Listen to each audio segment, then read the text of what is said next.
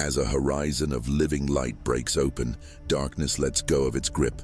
Isaiah is pulled into a temple not made by human hands, where stone breathes and pillars hold up glory.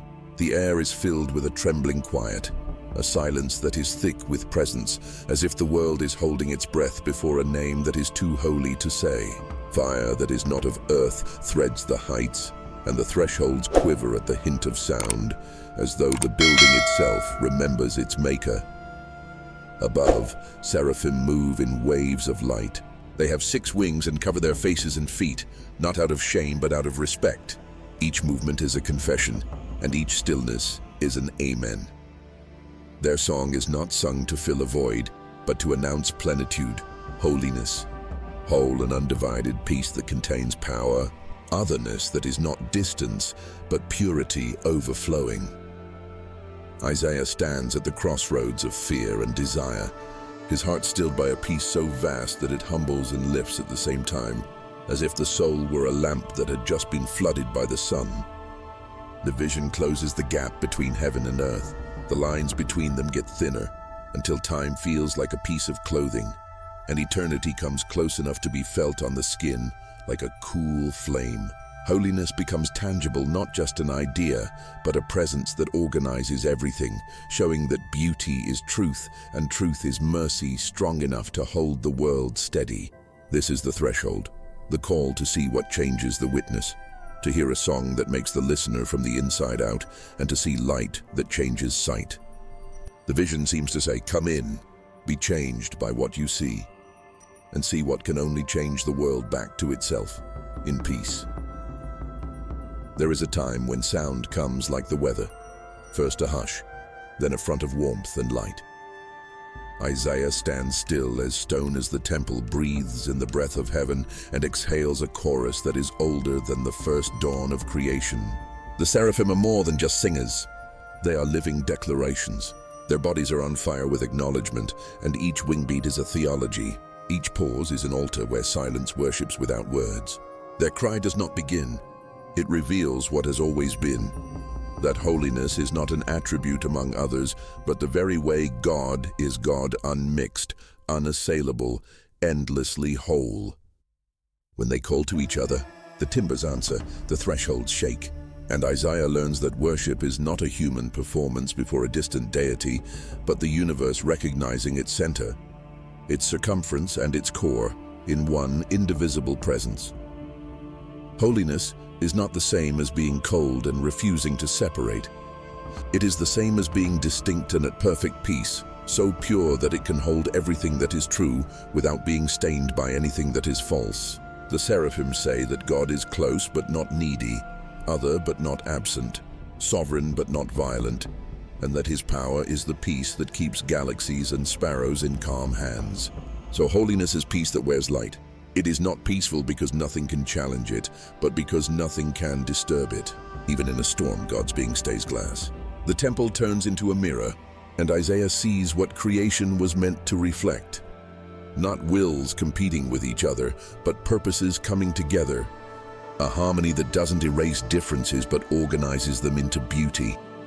The song gets louder, not to drown you out, but to bring you back into line. Every note conveys acknowledgement. God is not an enhanced version of ourselves. God is God uncreated, boundless, the standard of standards, the goodness from which all lesser goods derive their brilliance. To talk about uniqueness is to give up too much. Uniqueness is the language of comparison, but God doesn't allow any. The seraphim sing beyond comparisons, and yet the words must be spoken. Holy, holy, holy, the grammar of heaven, bending itself to say what cannot be contained in syllables. And Isaiah, whose mouth will later become an instrument, gets the first lesson in discipline by listening. He stands under a rain that washes without water and a light that steadies sight instead of blinding it. Peace flows through the scene like a river that can't be seen. It doesn't take away from all. It gives it a place to stand. The holiness that is being talked about here is not a threat. It is home. It is the homeland of meaning, where all the pieces come back together, where fear runs out of words, and where estrangement loses its case. The foundations shake, but Isaiah stays calm. This is a lesson. In the presence of the Most High, both trembling and rest are sacraments. What used to feel like the edge of a cliff now feels like the rim of a chalice. It's dizzying, but it's full of life. The Seraphim's antiphon teaches hierarchy without shame. God is above all and everything else is safe below, because the one above is love without end. In this order, pride has no air and humility loses its fear of being erased. This is because bowing in such a presence is to find stature, to admit smallness, and to receive largeness as a gift. Isaiah learns to be humble as the right way for a creature who has finally found the way to joy. Down toward dependence, out toward communion, and up toward praise. His inner world gives up its chaotic structure, and a simpler house is built inside him, with trust as the walls and peace as the roof. The proclamation sets the mood, just like light sets the color. This brightness will grade every word that comes after this one, and every judgment that comes after this song will be an extension of this song's justice, which is mercy in clear form. The sound says that there is a kingdom where power is known by the wounds it heals, where authority is the ability to make things whole, and where glory is the weight of love that the world gladly carries. Now nothing in the temple is neutral.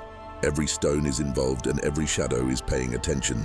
Even when Isaiah is quiet, his breath becomes a metronome that keeps time with eternity. Think about how the seraphim call to each other instead of directly to God. Holiness is so generous that it shares praise, which makes it even more powerful. Adoration is a part of communion. Their voices invite each other to see more, say more, and love more. In that exchange, Isaiah understands that worship is formation. To truly sing is to be changed into what the song confesses. He is not yet able to speak because the song must first turn the listener into a vessel that can hold it without breaking. Peace is a way to do things and holiness is a way to teach. The soul learns to move in time with God. The temple's thresholds shake, but it's not the sanctuary that falls apart. It's Isaiah's old way of seeing things. The universe is rearranged around a center that doesn't want to compete. In this geometry, being close to God doesn't destroy the creature, it makes it whole. In this case, being limited is not a flaw, but a calling to receive, think, and be happy. The more Isaiah gives in, the more he becomes himself. Because the light heals instead of eating him, distinction is maintained and communion is enhanced. As the chorus goes back to itself, the refrain gets deeper, like a well, and Isaiah feels the world grow inside him. He can taste the calm that choreographs the quake, the quiet at the center of thunder, and he knows that what he sees is not a show, but order, the music by which God rules without forcing anyone to do anything. This is the key that will unlock all future grief, the pitch that will tune every oracle. Without it, judgment would sound like anger, but with it, judgment shows a doctor's hand. Holiness is both a diagnosis and a cure, as well as a way to show and accept. The song doesn't end, it sends.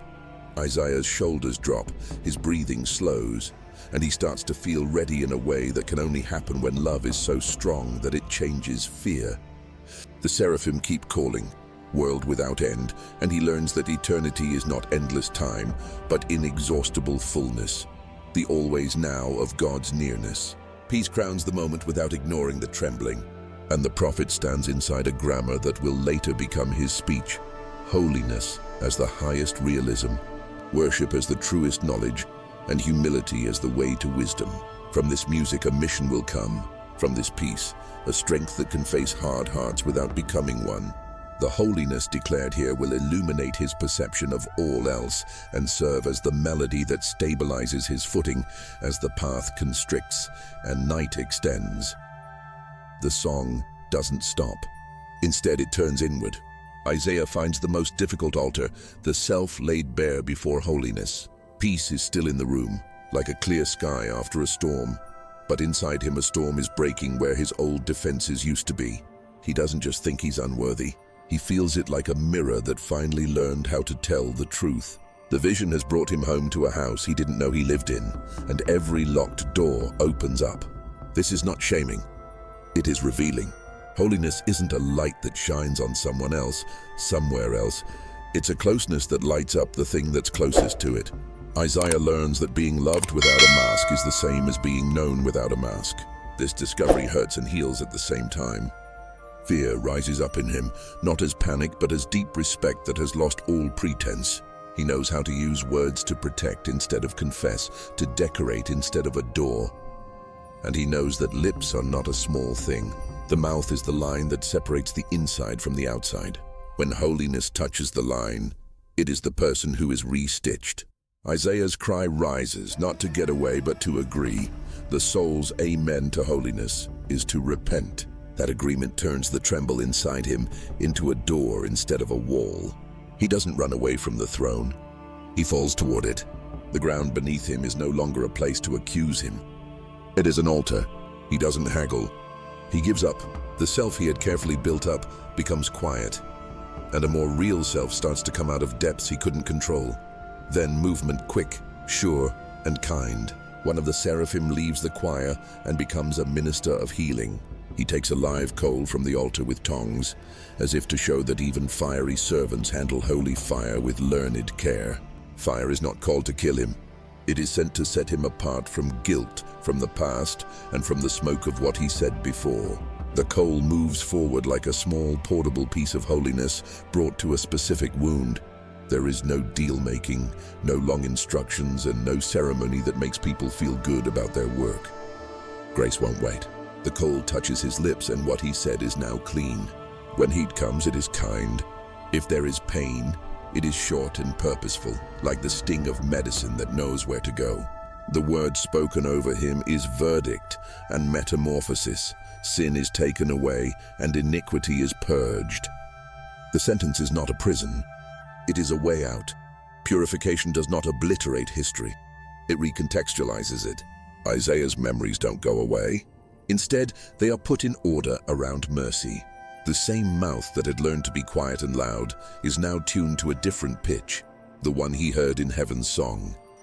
Cleaning is not sterile, it is fertile. A future will come from this touched seam of speech. The prophet feels a new grammar coming together inside him. Words as gifts, not decorations. Truth is hospitality, not a weapon. And judgment is surgery, not a show. The light that shows is the light that fixes. Isaiah learns about the economy of God's holiness through that touch. Exposure that is not condemnation, closeness that is not consumption, and fire that is not destruction but purification. The architecture inside him changes. Rooms that used to be full of people who thought they were important are now empty of their idols. Hallways that used to be full of shame are now quieter. The heart takes the shape of hearing. He understands that being small in front of the Most High is not a flaw, but a design, a space made to receive, echo, and carry. Holiness does not make you hate yourself. It makes you humble. It makes you realize that being a creature is a sign of dignity. Isaiah's previous strategies, control, eloquence, and even noble intentions are now like heavy armor after a battle that holiness has already won. Instead, readiness grows. It's not eagerness that gets ahead of wisdom. It's availability that can be sent. The crisis spreads to the people he cares about. He doesn't see his own cleaning as a private luxury. He feels the pain of a nation with dirty lips and the webs of speech that keep communities in fear, flattery, and forgetfulness. Compassion, made stronger by holiness, won't accept cynicism. He sees with painful clarity how words shape worlds, how broken vows and cheap promises make it hard to trust, how praise withheld or given at the wrong time kills what is beautiful, and how truth hedged becomes a slow poison that polite societies learn to sip. The coal that touched his mouth also touched his eyes. He can't unsee the cracks and he won't look away. The crisis becomes a calling in its early stages. The newly cleaned seam wants to carry a song that can fix seams all over the place. But the change isn't a victory. He knows that the road ahead will go through valleys, and that the word he carries will not only meet hunger, but also hard hearts. Cleansing doesn't keep you from sadness. It prepares you for it. The prophet's readiness is intertwined with sobriety. He listens for the rhythm he learned in the temple, in the quiet after the fire, the peace that stays even when things shake. When gates won't let him in, kings ignore him, and crowds prefer noise to the music he carries, he will need that peace. But he also knows that holiness is patient, that truth can last longer than thunder. and that mercy can make a way underground when the surface is stone. The scene is still grand, but Isaiah's focus has changed. The throne is no longer just a show. It is the place where a sentence will soon come from. It is a question that invites and selects. He knows that the voice he hears will not be that of a stranger. The touch has made closeness possible, and closeness makes obedience understandable. God's will is not a riddle whispered from far away. It is a call spoken close enough to hear. To answer such a call, he will not need to change into someone else. He will need to finally become himself, the self that the call has revealed. He silently goes over the new things that holiness has taught him. That confession is the way to get courage. That repentance is the best way to be useful, and that purification is not an end in itself, but a way to get ready to participate. The fear that first came to him is now aligned. It is no longer an enemy, but an elder. This reverence teaches him to walk carefully, speak with weight, and measure his words by whether or not they leave room for God. He feels a softness toward the world that used to scare him, and a steadiness toward the work he doesn't yet know how to do. Simplicity is the shape of readiness. I'm here if you want me, send me if you need me, and keep me if you want me to wait. And the music stays in the temple. The seraphim keep singing their antiphon, protectors of a fire that never goes out, and a peace that never tires. Isaiah's lips, still warm from the cold, part a little as if to see what the air is like in a new country. Words will come soon, but for now, the changed silence says enough. The crisis has become a gathering. The one who cried out has been heard, the one who saw has been seen, and the one who was afraid has been made to stand. When the question comes, it won't be asked of an orphaned person. It will be asked of a son in a room full of family. The holiness that broke him has brought him together, and in that gathering, a mission is already starting to take shape. Fire is followed by silence, just like dawn follows night. It's not an interruption, but a completion. The coal's touch hasn't ended the vision. It's made Isaiah more aware of its center. A voice that needs no introduction comes into the calm, because mercy has already made them close. The question comes without any fanfare, clear and direct. Who should I send, and who will go for us? It is both a call and a search at the same time, with the divine counsel making room for human agreement. The throne that shook the doors now asks instead of forcing, and in the asking it reveals something important. Love doesn't force. It invites. The temple's air becomes a place to listen, a moment between God's will and the will of people who might agree to carry it out. Isaiah's answer is simpler than what he said before and deeper than anything else he has ever said. Here am I, send me. The sentence is short because it is complete. It doesn't waste words because it doesn't hold back. The readiness that grew out of crisis has found its voice, and the newly cleaned seam between the inner and outer worlds is now open to mission. Consent is the highest form of purification. The fire that healed him has made him available. He doesn't know where the road will go or how long it will be. All he knows is who is talking and that the talking is true. In the grammar of holiness, obedience is not a deal. It is recognition. To say yes is to see things as they really are. The one who calls is good, so the call, no matter how harsh, will be a tool for good. There is sadness at the heart of the commission. Isaiah will talk to people who won't listen, see people who won't see, and name truth to ears that have learned to prefer echo over voice. It seems like a contradiction to send a message that makes people harden their hearts. But the paradox is not cruelty. It is merciful diagnosis. The word will show what the heart wants. Light doesn't make you blind. It shows you how blind you are. Isaiah is not sent to fail in this assignment. He is sent to be faithful in a field where results do not matter. The message serves a dual purpose. It heals those who submit, while it judges those who cling to their idols with clarity. God uses truth as both a scalpel and a seed. He is told that the city will become deaf, blind, and heavy-hearted. He is told to talk until the landscape is bare, with only stumps left, empty houses, and empty land. The goal is not to control what people think. It is to see God's truth through the winter of history. What kind of bravery can survive in this weather? Only the bravery that has seen holiness and learned that peace does not depend on what other people think. Isaiah's yes will be put to the test by days that seem pointless, by people who won't change their minds, and by powers that prefer polite religion to living fire. But worship-based obedience doesn't fall apart when faced with rejection statistics. It moves to the rhythm set by the throne, where love is the only thing that lasts. The remnant, or God's hidden math, is between the call and the outcome. The holy seed is the stump, and even as the commission sketches ruin, a promise is woven into its lines. Heaven's math counts things that are underground. Isaiah's job is to keep talking while the roots do their quiet work and the field looks empty. In his own life, he will be a story of how to keep going. His words will be like winter words, clear and cold enough to kill bugs and get the soil ready for a spring that he might not live to see. The mission is impossible only because human measure is too small. In God's geometry, the impossible is often the door through which faith grows to its full size. The prophet feels the weight of this future and doesn't flinch. It's not that he's not afraid. It's that fear has been taught to kneel. The call doesn't take away his limits. It tells him what they are.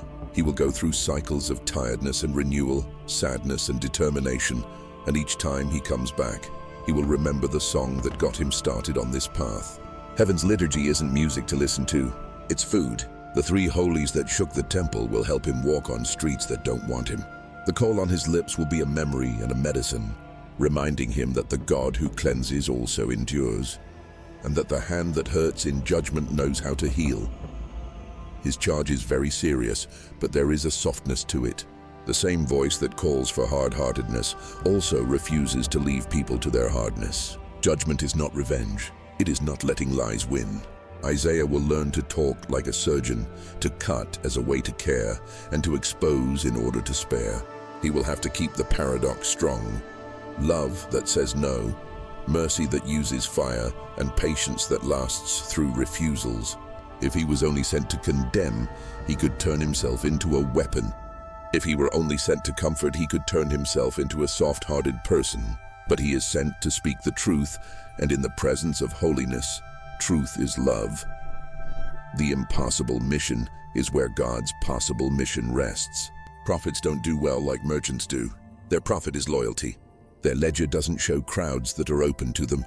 It shows the consistency of a life that is in line with them. Isaiah will learn to be happy in a different economy. One heart softened, one word lodged like a seed, one moment when a king stops and shakes, and one future generation that will pick up an old scroll and feel the heat still living in its lines as if for the first time. God is patient, so the work is long. God is faithful, so the patience is fierce. The prophet is asked to be patient like that, and over the years, he will be a living example of how to keep going. The way the vision is set up even teaches him how to live out the mission. It started with seeing, then went to confessing, then to cleansing, and now it is sending. That order will be his daily prayer. Every morning, he will ask to see again, to confess again, to get rid of the things from yesterday, and to go to the appointments he has today. Obedience is never the same. It is always new and different. He will learn to hear the question every morning, who will go? He will answer with the same simple sentence because love doesn't need new words. Here am I, send me. He thinks about the hard hearts he will meet and remembers his own. Not long ago he wasn't ready. His lips held a history he couldn't change. The memory keeps him from being rude. He won't talk down to people. He'll talk across to them, like someone who has stood in the same holy light and found that light to be both judge and friend. Kindness will stop his words from becoming hammers. Respect will keep his words from becoming soft. The throne gives the balance. Weight without cruelty, tenderness without giving in. The vision starts to lose its grip, but not its meaning. Isaiah will leave the temple with more than just instructions. He will also bring the mood with him. The holiness that changed him will go with him to markets and courts, alleys and palaces. He will listen for hints of the seraphic song in the everyday sounds of the city and learn to copy its rhythm in speech. Some days, his voice will sound like a reed blowing in the wind. Other days, it will sound like a plumb line falling through chaos. The mission goes on no matter what kind of day it is. He will not measure success by how many people applaud him, but by how well he fits in. He will not measure success by how many people take his advice, but by how honest he is, and always the rest. The stump is a promise that looks like a loss. He will learn that dialect well enough to speak it in the winter. He will talk about roots when the land looks flat. He will talk about a dawn coming from far away when the sky looks empty of stars. He will talk about a child whose name means God with us, a peace that can walk into fire without losing itself. This is what happens when kings gamble with fear and priests trade comfort. He will learn that the word impossible is what history uses to describe the next mercy that comes. Isaiah's last look at the throne is not a goodbye, but a commissioning glance, a moment of recognition between the sender and the sent. He doesn't leave as the owner of revelation. He leaves as its steward. The heat from the coal stays with him, not to burn him from the inside out, but to keep him from getting used to it. Mission is a fire that needs to be kept alive.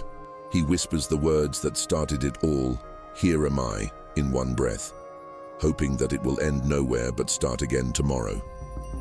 Then he steps into the long work, carrying a holy contradiction, a message that hardens and heals, a path that wounds and saves, a task that is too big for a life held by God.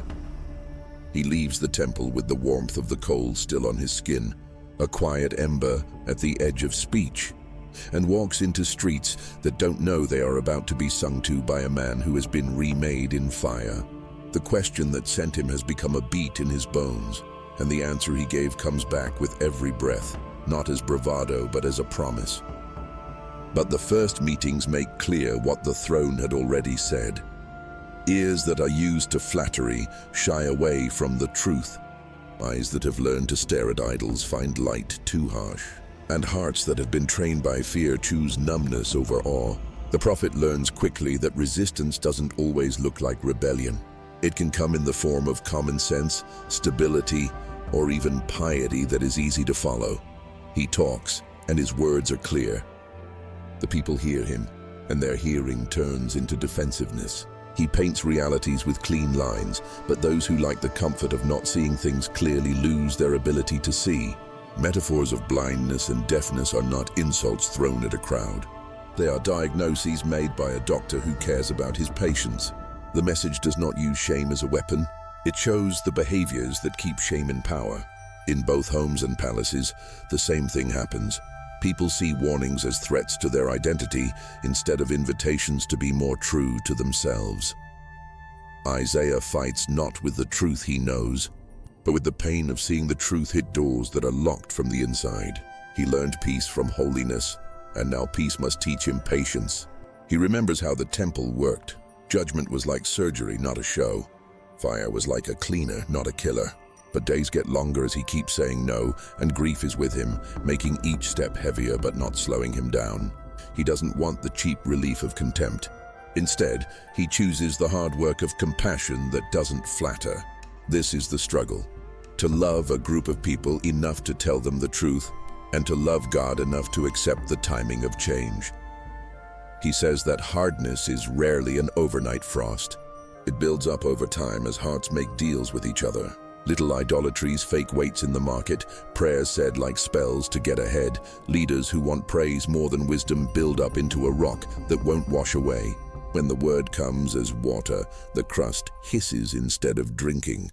The prophet knows that his job is not to make water, but to keep telling people where it comes from, even if the ground won't soften today. The coal on his lips doesn't burn other people. It keeps him from getting too cynical. Isaiah brings God the faces of those who turned away in his private prayers. These include the merchant who laughed kindly and did nothing, the priest whose eyes glazed over when holiness threatened the schedule, and the magistrate who nodded at justice as if it were a polite guest and not the owner of the house. He says their names to the presence that first said his, and he learns how to intercede by bearing instead of bargaining. He doesn't ask for easier work. He asked for more honest speech and a bigger heart. Grace doesn't change the maps. She strengthens her feet instead. So he goes back to the streets that teach him how to be strong and the throne that keeps him soft. His school is the fight between mercy and judgment. He sees that mercy without judgment becomes indulgence that doesn't help the oppressed, and judgment without mercy becomes cruelty that mistakes severity for holiness. The Holy One keeps both of them in perfect friendship, and Isaiah learns to let that friendship guide how he speaks. When he talks about injustice, his words are full of love. When he talks about restoration, his hope is not sentimental. He speaks like someone who has heard seraphim and felt flames on his lips. His voice is strong without being harsh and soft without being weak. Still, the images of being blind and deaf follow him into sleep. He dreams of doors and windows, and of shutters that open a little bit and then slam shut when the wind comes.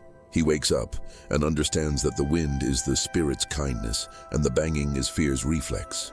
He doesn't hate the reflex. He talks to it. He tells stories that remind people that love is better than control and that saying you're sorry makes you more dignified, not less. He plants pictures of a world made right, like vineyards where scales are fair, courts where the widow's voice sets the tone, and fields where swords fall asleep and wake up as plowshares. Some images stick in people's minds like seeds, and they won't admit they heard anything. Isaiah learns to trust things that grow that he can't see. On some days, a remnant seems impossible, but the word remnant won't leave him. It comes back like a refrain running through a lament with the holy seed resting in the stump. He starts looking for it in places he wouldn't expect, like among apprentices who want fair weights, mothers who teach their kids to bless their enemies, and elders who would rather lose honor than lose their integrity. Hope moves underground, and Isaiah's eyes get used to the light at the root level. He talks to kings because he has to, and he watches neighborhoods because he wants to. The prophet's sorrow for his people is not a private matter. It becomes a public stance. He mourns in a way that lets others do the same for their own guilt and pain. He won't choose between naming sin and mending broken hearts. He does both. And in doing so, he becomes known to those who have been looking for a voice that doesn't divide. Some people who used to be hard start to listen, but not for fun. They listen to heal. They don't turn into a crowd. They turn into a sign. He remembers that God speaks through signs when numbers would lead people astray. The most difficult times come when justice needs to be spoken in terms of consequences. Isaiah says what will happen if deafness continues and blindness becomes a religion. He names the ruin not to enjoy it, but to stop it. He talks about cities that are empty, fields that are full of thorns, and songs that are quiet in courts that used to be full of business. He doesn't make things sound worse than they are. He doesn't make them sound better. The holiness that steadied him before the throne steadies him now as he carries the weight of sentences that feel like winter. He learns how to keep winter in his mouth without letting it freeze his heart. Mercy sets a table in the future, even though judgment is coming.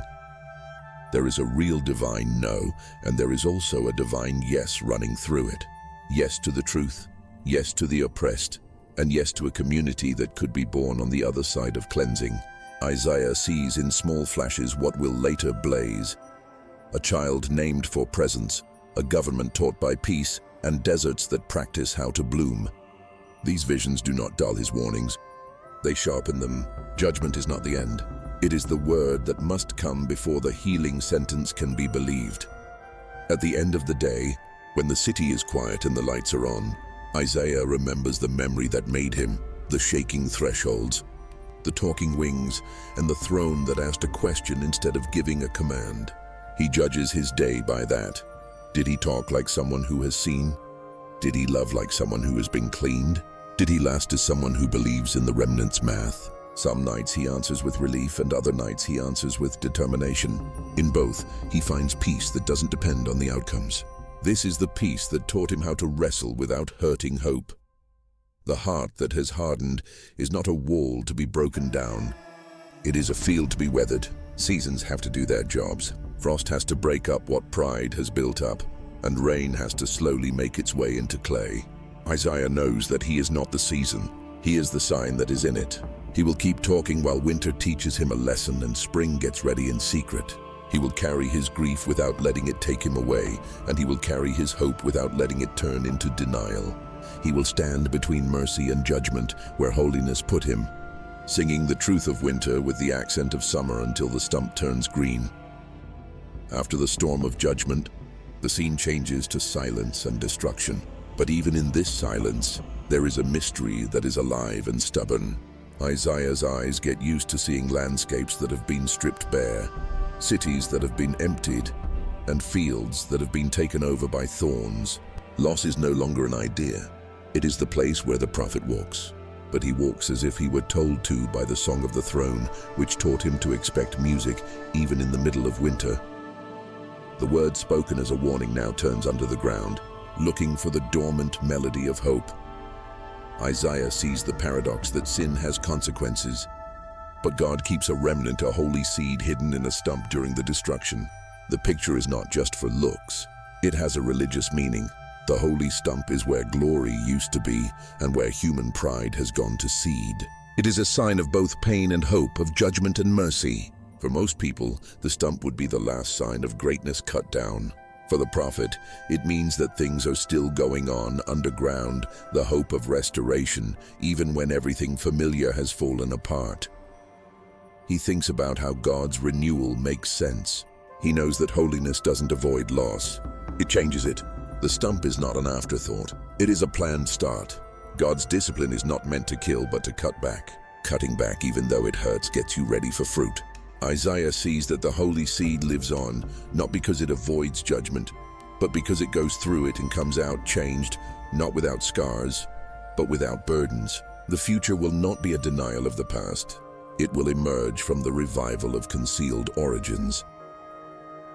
In this vision, hope grows in the dark and quiet, away from noise and applause. The prophet learns to look for new beginnings in places that the world doesn't pay attention to. Lives that are quietly turned around, justice that is planted in small acts, and compassion that grows in broken communities. The holy stump is a sign that what God keeps safe can't be counted or seen. It can only be known through faith and passed down through song. The last word does not belong to ruin.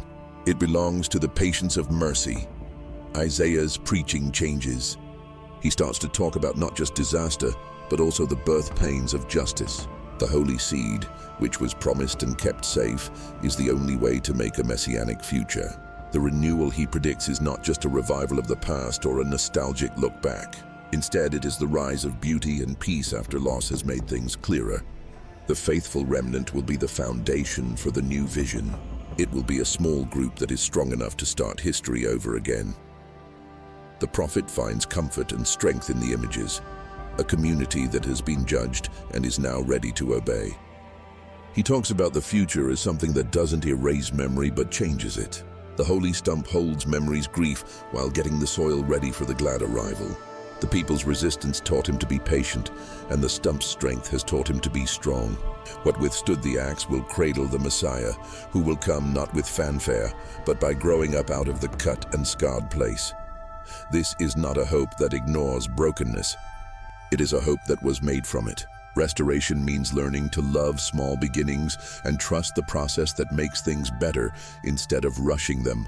Isaiah says that holiness is like an ecosystem where death and birth are connected and help each other. He doesn't just see frustration when he looks at fields that have been emptied.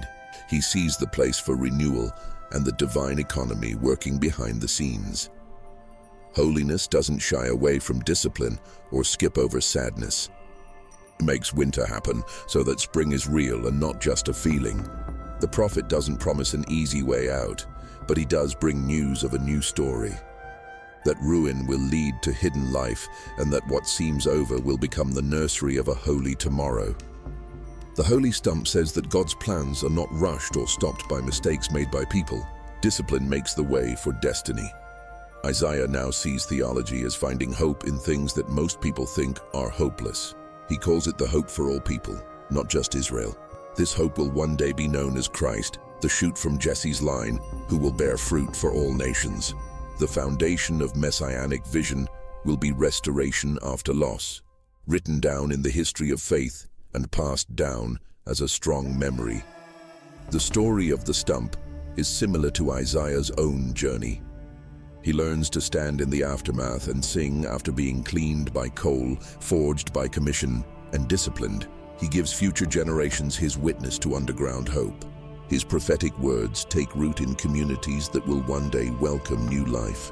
Songs gathered from sorrow and peace that comes from what was cut away. So, as the vision stays with them, Isaiah tells people who are watching and listening to pay attention to the stump, to have faith in seeds that can't be seen, and to look forward to restoration not after forgetting, but after remembering what loss has taught. The holy stump becomes the anthem of tenacious hope, a promise that God's love remains even in the ashes, and that newness often comes disguised as that which endures. The story of ruin and remnant shows that the Messianic age has quietly begun. The prophet's vision goes from the quiet aftermath of destruction to the important tension of history. Jerusalem is in danger, the armies around the city, and the king's fear and doubt are growing.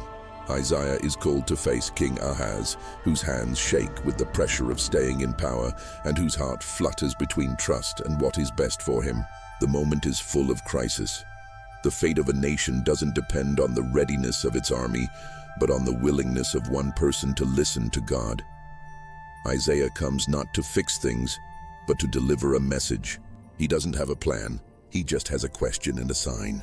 Will Ahaz be able to stay strong in his faith, or will he give in to the stress of the situation? The prophet asks the Lord for a sign, but Ahaz, who is pretending to be pious, says no because he would rather rely on his own judgment than on faith. Yet God is not frustrated by reluctance. He makes a promise through Isaiah that echoes through time. Behold, the virgin shall conceive and bear a son, and shall call his name Emmanuel, God with us. The sign is not just a symbol. It is intervention in real time, a birth foretold when fear and hope come together. The child is not just for Ahaz or for a time. He is for every generation that will have to deal with despair as darkness closes in. In Emmanuel, not only is history's threatened peace defended, but it is also saved. Divine presence fills the gap, standing between what is feared and what is promised. The prophecy begins as challenge, pivots toward comfort, and ends as invitation. Isaiah talks about the peace that will come as something that people can touch and feel, not something that is just an idea. God with us isn't just a slogan. It's how holiness comes into the world now. Peace does not come from avoiding problems. It comes from being in the middle of them. The child foretold is innocence layered over vulnerability. In him, the city's hope stops being an idea and becomes a living body, a soul that knows what it's like to suffer. Ahaz's problem is a sign of the constant tension in human society. Will leaders and people trust the sign or fight for their own survival? Isaiah's sermon to the king serves as a model for all faith under duress. Rely on the one who makes promises, not just on the strength of current defenses. The prophet's tone is both soft and serious. He doesn't use sentimental cliches, but he also doesn't give up on those who are afraid. Prophecy does not remove the threat to Jerusalem. It changes the way we think about it. The armies that are getting closer may still surround, but the real fight is for the heart of the person. Isaiah says that trust is a kind of victory, and that peace is not the absence of chaos, but the presence of God in the middle of it. The arrival of Emmanuel will be the proof. When things get really bad, presence answers. The scene is full of theological meaning. People don't choose the sign. It comes from God. To believe means to accept the gift as the basis and to let hope grow under the visible conflicts and alliances. The king who is unsure is a warning, and the prophet who keeps going is a sign of hope. In the swirl, the child's arrival is a sign of God's unbroken promise, which means that holiness will always be with devoted hearts. Isaiah's announcement is important both in history and in the universe. It talks about Ahaz's reign in the present, but it also sets the stage for the messianic hope that will change the course of history. The problem is real, but the solution is even deeper. The prophet doesn't offer denial. He offers prophecy that is full of closeness, peace that can only be known by a soul that is willing to give up panic for prayer. So Emmanuel becomes the center.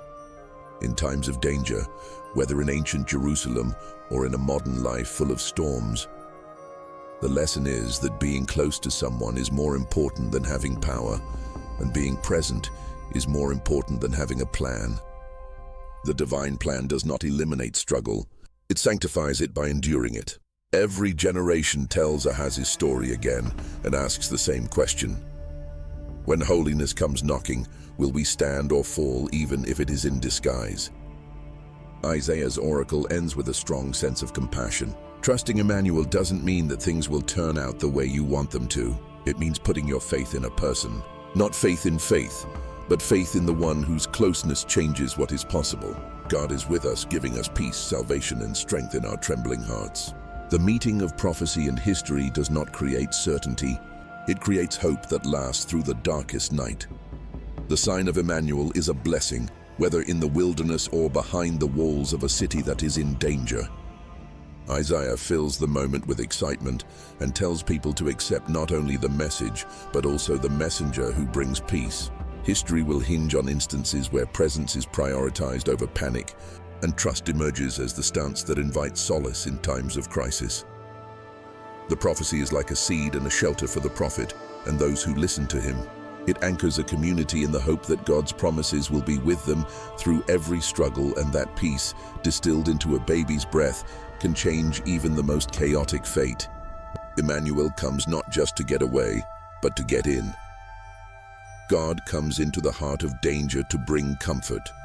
Not only that destruction can be avoided, but that salvation is also possible. The sign of Emmanuel echoes through the prophet's soul, and the mood in Jerusalem changes from desperate hope to uneasy anticipation. The birth of a child is a sign of God's presence in history's shadows. For a short time, there is a lot of joy. Families are quiet because they are scared, but whispers of freedom are going around. Isaiah walks among the people as a witness to the fragile start of hope.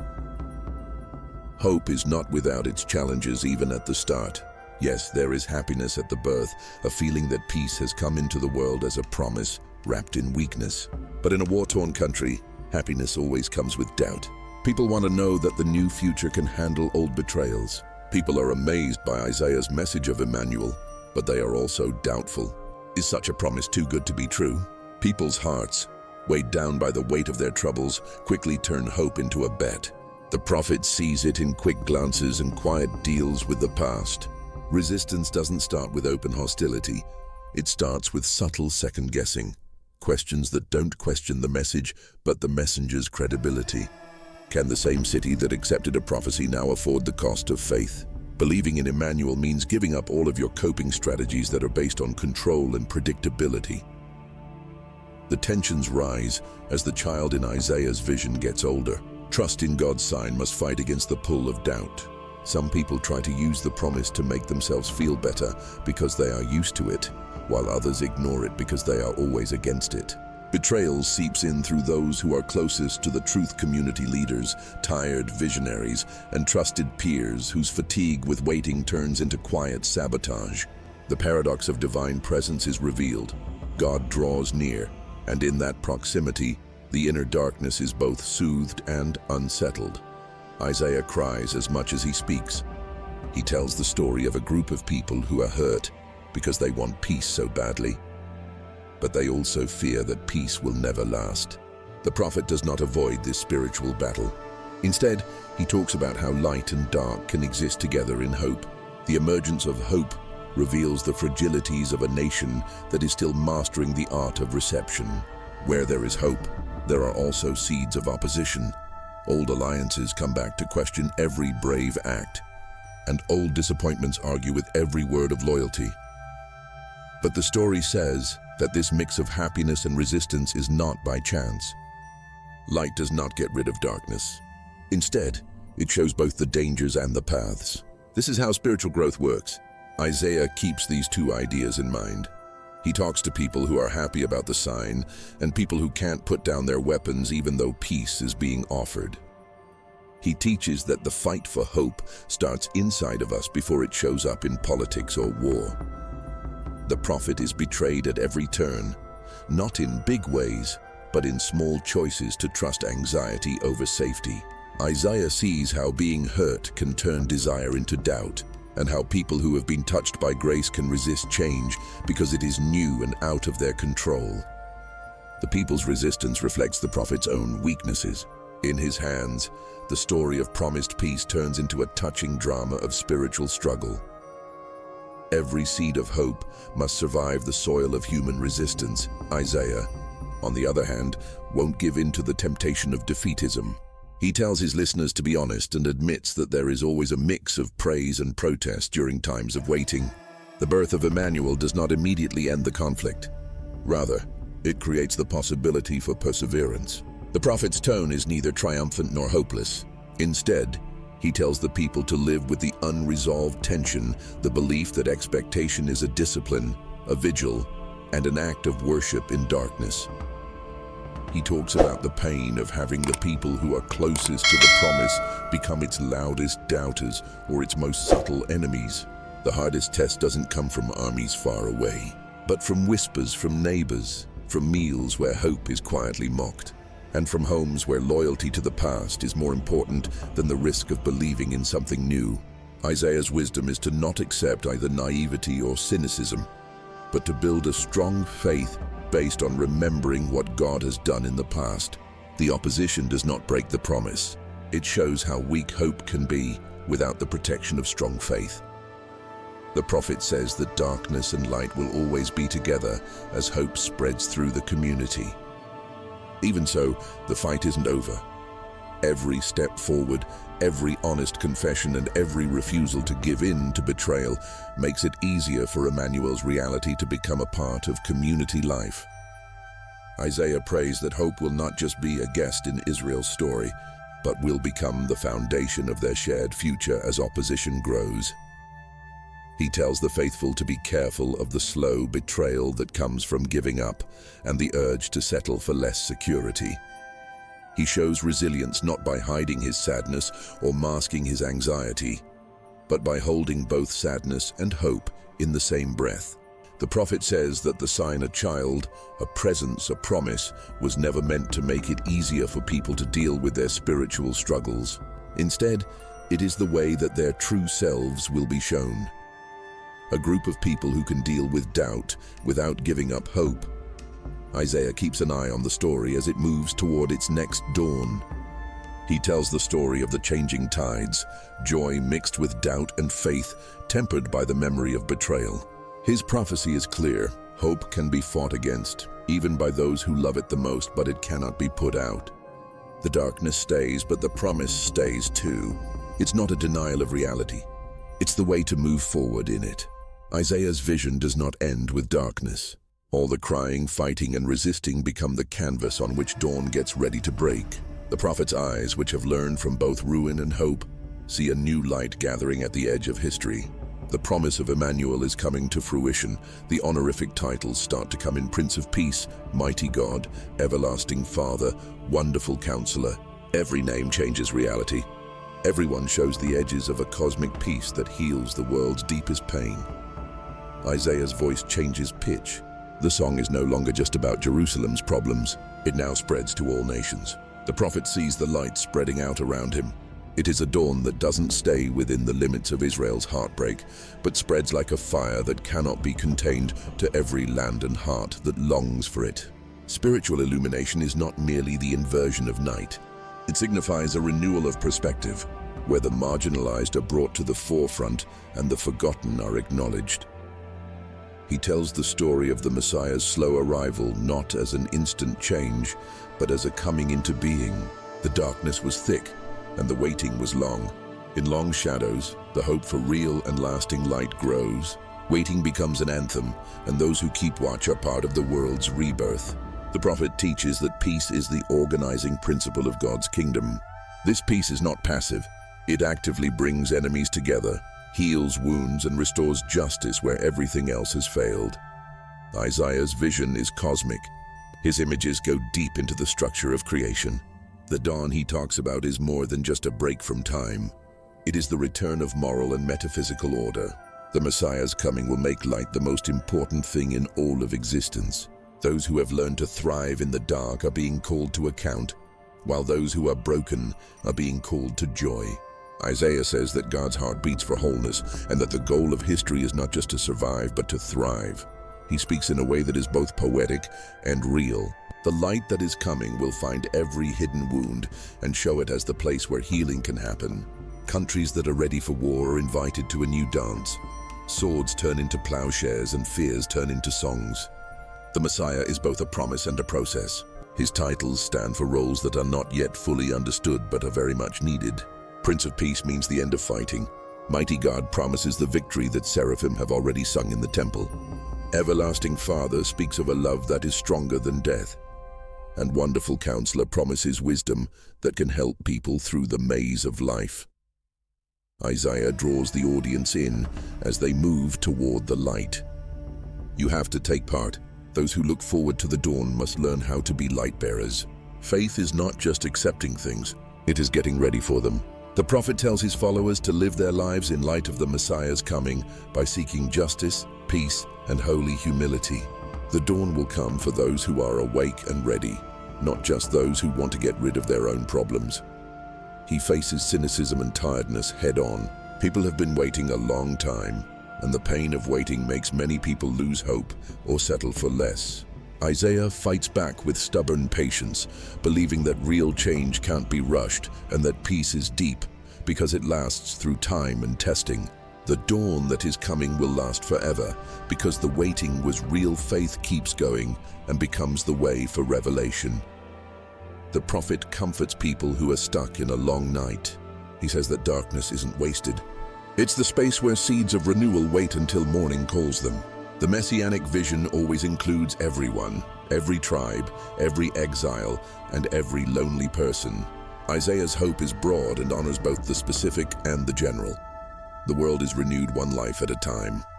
But this has an effect on the cosmos itself. The prophet shows how spiritual light comes in a poetic way. Not with a show, but with steadiness. The Messiah comes as a presence, a voice and a hand, calling the world out of hiding, bringing back the lost and lighting the fires in every heart. Peace is the quiet way that history's tide changes. The expectation is neither passive nor hopeless. It is the readiness that welcomes the fullness of light.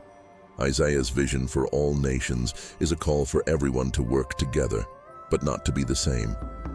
The dawn that is coming will bring all people together in God's arms, but it will also love each difference as a sign of the divine. Peace means more than just the end of war. It also means the end of being alone.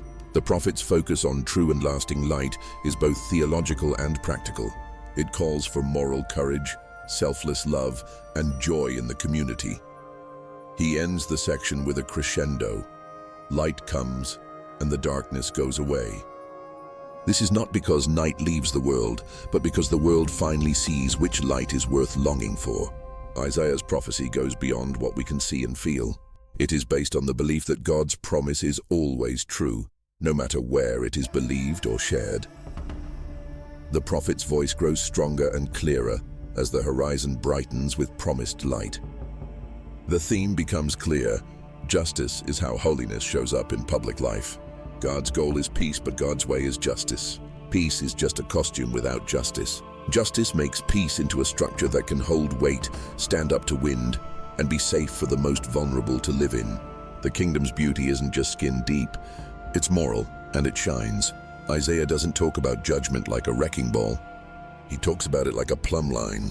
He puts truth up against the crooked angles of a society that is used to tilted scales, and he won't settle for the easy balance that lets oppression look like order. God's economy doesn't just include justice for the oppressed as an extra. It is covenant faithfulness shown in law, land, work, and daily bread.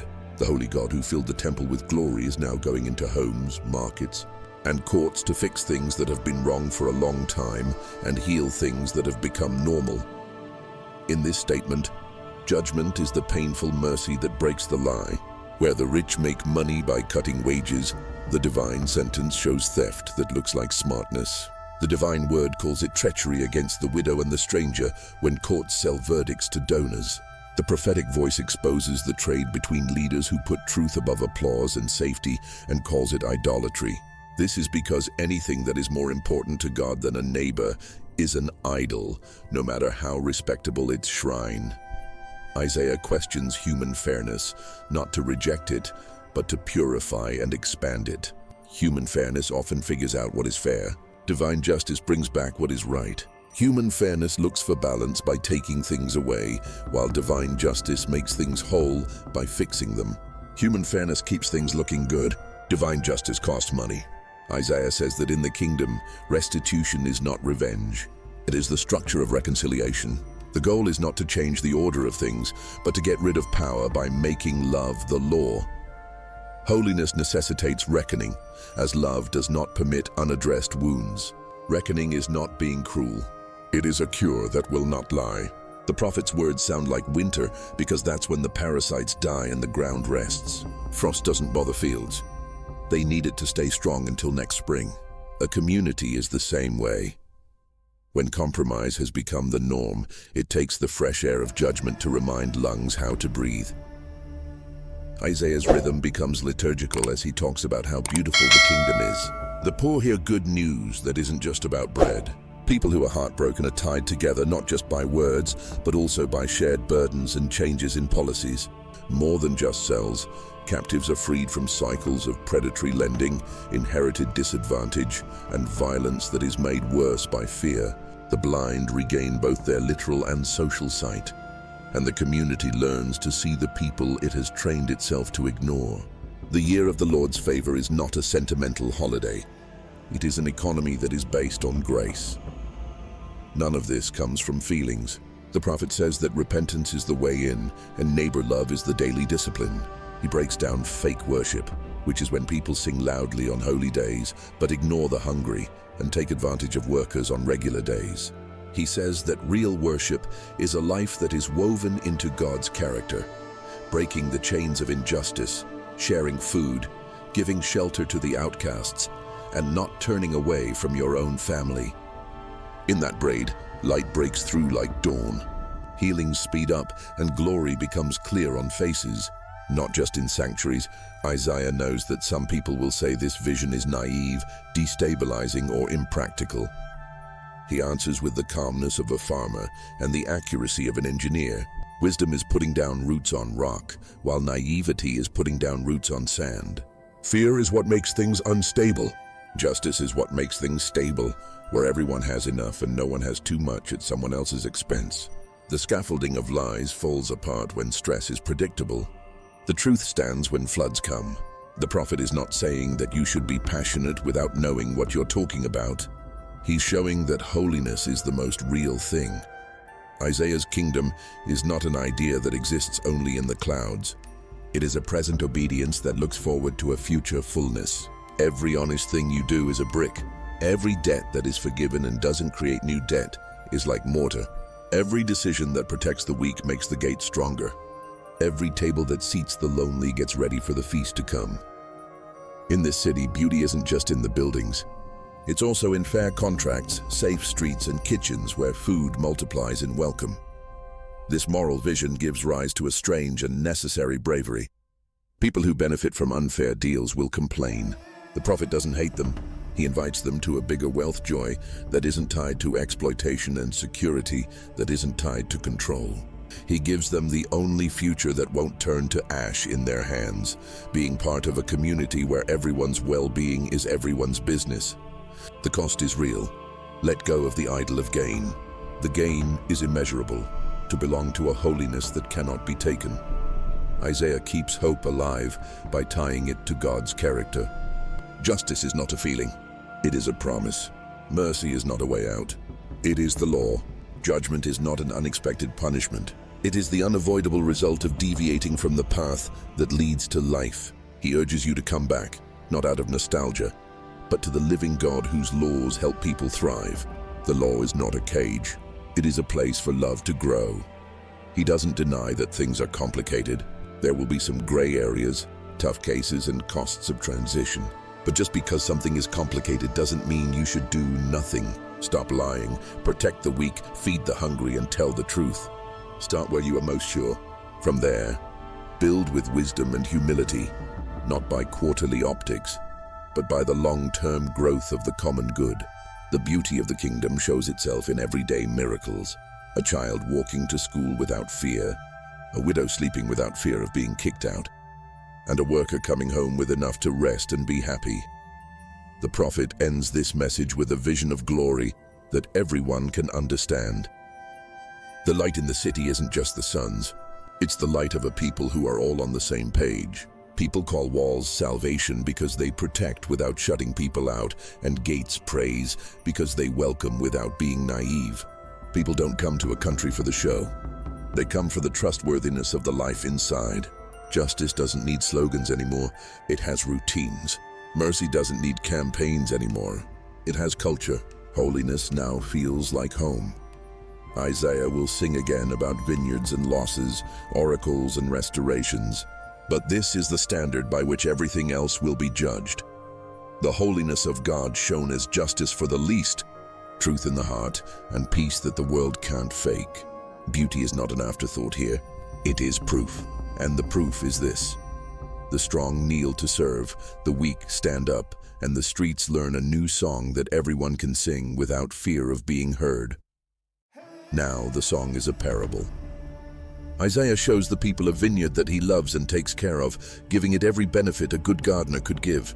Stones were cleared, a watchtower raised, a winepress carved in expectation.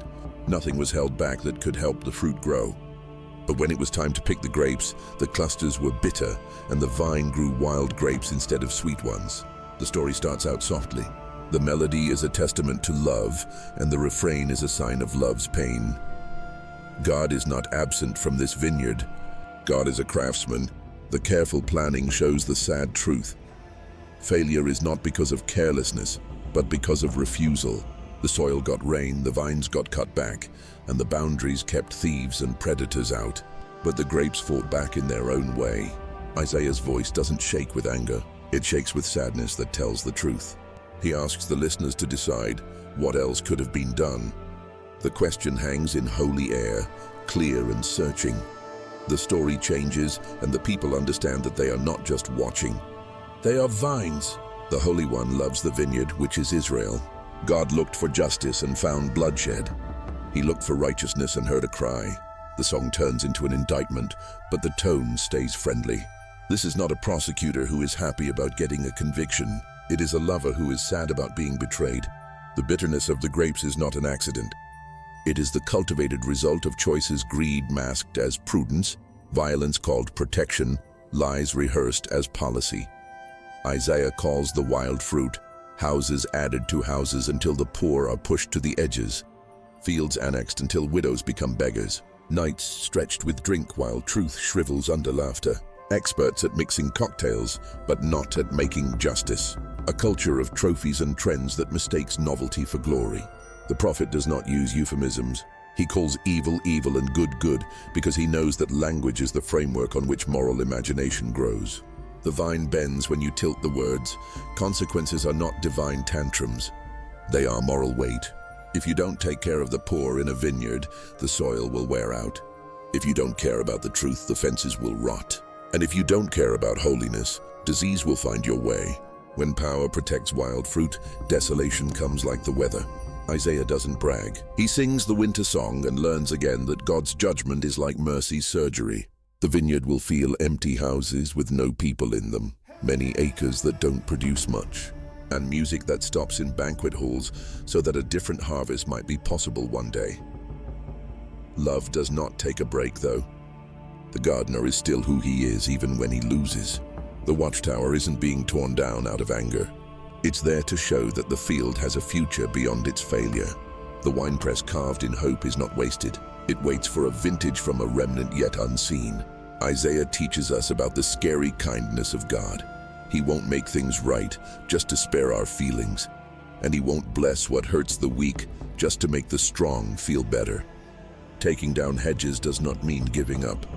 It means refusing to work together. The prophet makes the story into a prayer.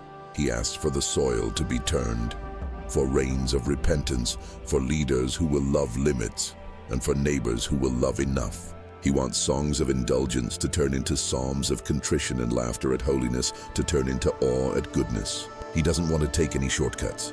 He wants truth to taste good again, generosity to get its music back, and righteousness to get back to being normal. The vineyard won't get better just by saying so. It will get better over time, through practices, and by slowly rebuilding trust.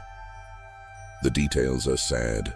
Isaiah remembers early mornings when the gardener checked the leaves for blight, the careful timing of pruning so that wounds would heal before frost, the joy of the first flowers and the pain when the fruit soured anyway. He doesn't want to be part of the cruel economy that blames the poor vine dresser for the vine's rebellion. He believes in moral agency. Choices are what make things happen. He also says that mercy can act, grace can graft. The parable allows for surgery. Old wood is cut back, wild shoots are pruned away, and a holy scion is joined to common stock until sap flows with a new instruction. Isaiah hears a melody from the future in the shadows of the vineyard.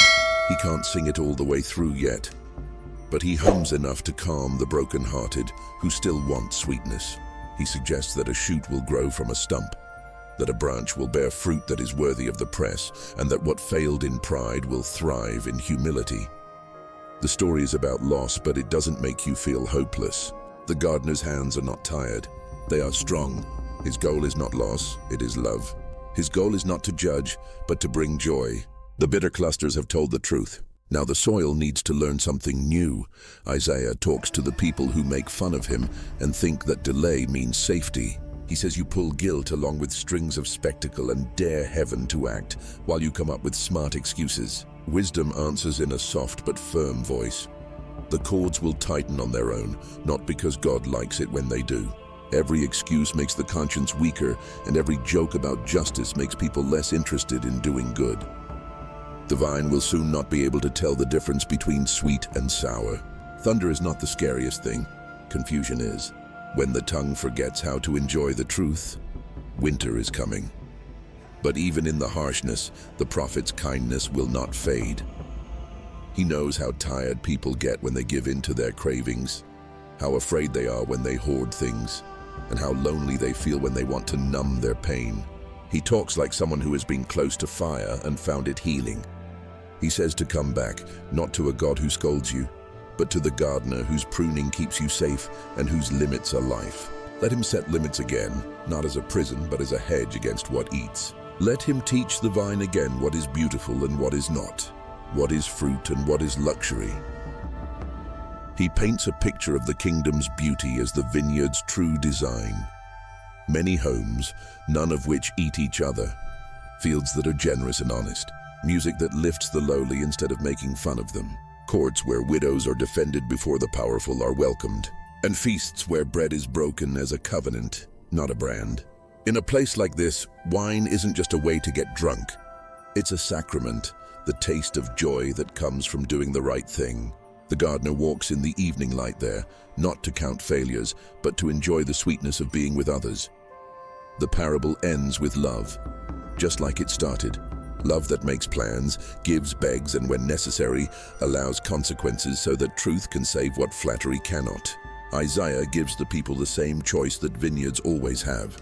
Either grow wild and bitter while thinking they are free, or let themselves be pruned and learn to be happy. The prophet does not force people to do things, he invites them to do things. The field and the future still belong to the Lord. The tower is still there. The winepress is still waiting. The hands that made the trellis are still there. There is a silence between loss and restoration that is not empty but full of hope. In that quiet, hearts think about how nice it is to have limits, spades are cleaned, and cords are coiled. The next rains are a blessing, the next cut is hope, and the next song that comes up won't be a sad song about regret. It will be a song of thanks that learns how sweetness comes back to a vine that knows whose vineyard it is. The prophet looks beyond the walls of Judah. Holiness that disciplines. The covenant people also affects their neighbors, because God's moral field has no private spaces. Isaiah's voice travels across borders, from Philistia to Moab to Damascus to Cush to Egypt to Babylon to Tyre. The message is always the same. Pride is a doomed structure, and empires rise or fall based on how they treat justice. The same light that looked for things in Jerusalem now travels the trade routes. The same plumb line that measured injustice in the area now stands in the public squares of nations. Everyone can be holy. These oracles are not insults directed at foreigners. They are universal tests. Isaiah does not preach national pride. He tears it down. The God who made Israel also owns deserts, coastlines, deltas, and highways. He calls the theft when economies get fat off the backs of the poor. He calls the fear behind the strength, the fear behind the strength. He calls it blasphemy when people worship without mercy and temples gild their gods while workers starve. The prophet's map is based on compassion's contour lines, and his geography is moral. He starts with pride, which is the oldest empire. Pride grows like a city with no walls, taking in praise and pushing out humility. Isaiah's vision shows that national boasts sound like drunk songs. The rhythm is sure, but the pitch is off. Alliances turn into fetishes, treaties turn into talismans, and wealth turns into a mirror that reflects itself. Pride's last trick is religious. It uses the language of the Holy One to support unholy ends. Isaiah responds with calm fire. You can't hire God to be the chaplain of an empire. He is the judge who cares about the widow and the foreigner. He is the farmer who won't harvest blood. So, woe is not a bad word. It's a word that saves you when you say it early. The prophet speaks woes like a doctor speaks stages, honestly, with a purpose and without trying to make people feel good. He tells Moab that tears are not a sign of weakness when they lead to repentance. He tells Damascus that being smart without being good is like a candle in the wind. He tells Egypt, the master of rivers, that knowing how to irrigate won't help a country that forgets how important workers are. He tells Tyre, the god of trade, that making money without loving your neighbor is an idol that will kill its followers. His speech is clear, but the logic is the same. What you reward shows who you are. Isaiah cries between proclamations. He cries for the terraces in Moab, for the cities whose music will stop, and for the fields that won't be harvested because the harvesters are gone. He doesn't like how smug the spectator is. A prophet's tears are also an oracle, which means that judgment is not what heaven wants, but the way mercy refuses to lie. Isaiah is fluent in lament, which is the language of love in the face of ruin. His tears wash the poison out of his truth, so his problems can be medicine instead of ridicule. The cycle of pride and fall happens in a way that is very predictable. Babylon promises forever and gets a night. Tyre sells immortality and meets a Sabbath. The powerful forget that God owns time and that history is a moral teacher. Isaiah says that God is in charge, not as an idea but as a schedule. Seasons will make false eternities right. Assyria, which was once a rod of discipline, is now a student. Things that put themselves above the musician are put down. The Most High doesn't mind people bragging. He is patient with them until justice must be done. Then, a surprise mixed in with the bad news, signs of change. Egypt will speak the language of Canaan, and Assyria will be known as the work of God's hands. Israel will be blessed with enemies who used to be enemies. The prophet does not accept the lazy determinism that turns countries into caricatures. Holiness is not tribal propaganda. It is an invitation for everyone. If judgment is winter, then reconciliation is spring. Isaiah hears the thaw coming. What once marched in lines may still join in a procession. What once made idols may still be able to fix altars of mercy. The borders in his book are real, but they are not the end. Isaiah teaches that humility leads to peace. Nations become more humble when they tell the truth about their strength and its cost, their wealth and its wounds, their gods and the people who were sacrificed to them. The prophet's advice is not about policy. It is about building a spiritual foundation. Seek justice, protect the weak, speak the truth, welcome the stranger, and refuse to let predators pretend to be careful. These choices aren't stupid. They're a way to stop the flood from happening. When a culture collapses, people suffer. He shows how the theology of fear supports oppression. Fear tells you to protect yourself at all costs. Build higher, arm yourself more, and hoard faster. Love says, look for the common good or there won't be any good to keep. Fear says that if we let go, we will lose ourselves. Love says, if you harden your hand, you will crush your own heart. Isaiah dramatizes this debate through oracles and images until it is clear that humility is the most advanced form of survival. Empires laugh. Communities that stay together for hundreds of years show it. Isaiah's universal perspective stabilizes Israel's mission. Being chosen doesn't mean being spoiled. It means being responsible to your neighbors, who God also talks to. The prophet tells his people to pray for the nations, not as enemies to be humiliated, but as families to be healed. Intercession takes the place of competition, and witness takes the place of show-off. If Israel forgets this, she will have the same problems. If the nations learn it, they get the same blessing. The ground is flat where holiness is. Isaiah reminds rulers that God is the only one who has power over them. People rent thrones, not own them. Being in charge is not the same as having a license. He talks to councils and courts and tells them not to use the law as a weapon. not to use greed as a baptism, and not to hire out compassion. The widow's case should be your top priority. Let the story of the refugee guide your borders with kindness and wisdom. Let the workers' rest teach your calendars. Isaiah's advice isn't just feelings, it's a plan for how to live within human limits without giving up. He also talks to markets. Profit is not guilt, but profit that ignores pain will turn into it. Don't judge success by how quickly you get rich. Judge it by how well you and others are doing. Celebrate creativity that heals, not cleverness that hides harm in footnotes. When trade is friendly, countries don't need as many swords. When work is respected, families are less afraid. When money is responsible, worship is honest. The prophet won't let ethics, piety, policy, worship, and wages be separate. Isaiah's hymn, which is better than any empire, comes to a peak as the oracles do. The earth will be full of the Lord's knowledge, just like the sea is full of water. People from all over the world will come to a mountain where learning is like bread and wisdom is like shade. This is not a fantasy to get away from history. It is a future that will shape the choices we make now. The prophet shows rulers and refugees alike a world where holiness has turned into hospitality, power has learned to serve, borders are real but not cruel, and differences are not weapons but parts of a symphony. He doesn't say that some powers won't accept the invitation. Woes come to land, cities fall. Still, calling has the last word, not collapse. Isaiah pictures highways where there were gulfs, songs where there were sirens, and tables where there were tolls. He has the nerve to bless Egypt and Assyria, along with Israel, 3 cords braided by the hand that once shook nations. The scandal is on purpose. Prophecy brings the future into the present to open up tight fists. The advice of woe is a harsh mercy that can save. It teaches countries to take holiness seriously, not as a superstition, but as a part of reality. If you don't pay attention to the grain, the splinters will grow.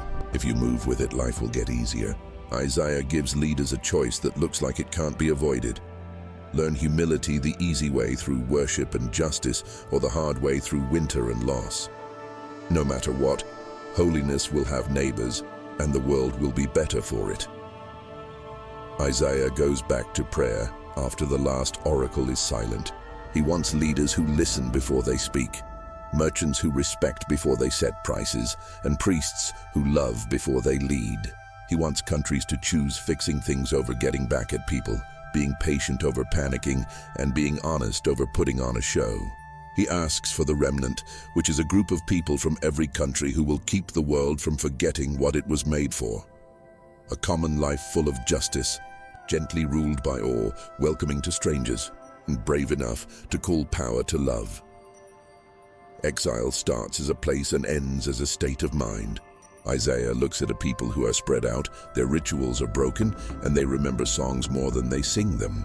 But at the same time that he talks about their distance, he also talks about their closeness. Comfort for the sick, forgiveness for the guilty, and a way through harsh lands where despair used to rule. The prophet's voice is strong but not harsh, and soft but not weak. He speaks the medicine of God. He draws a line from exile to whispers of return. The words don't pretend that the wounds aren't serious. They traverse the landscape of suffering, burned temples, unfulfilled promises, and families torn apart by forced marches and fading memories. Isaiah will not proclaim peace in the absence of peace.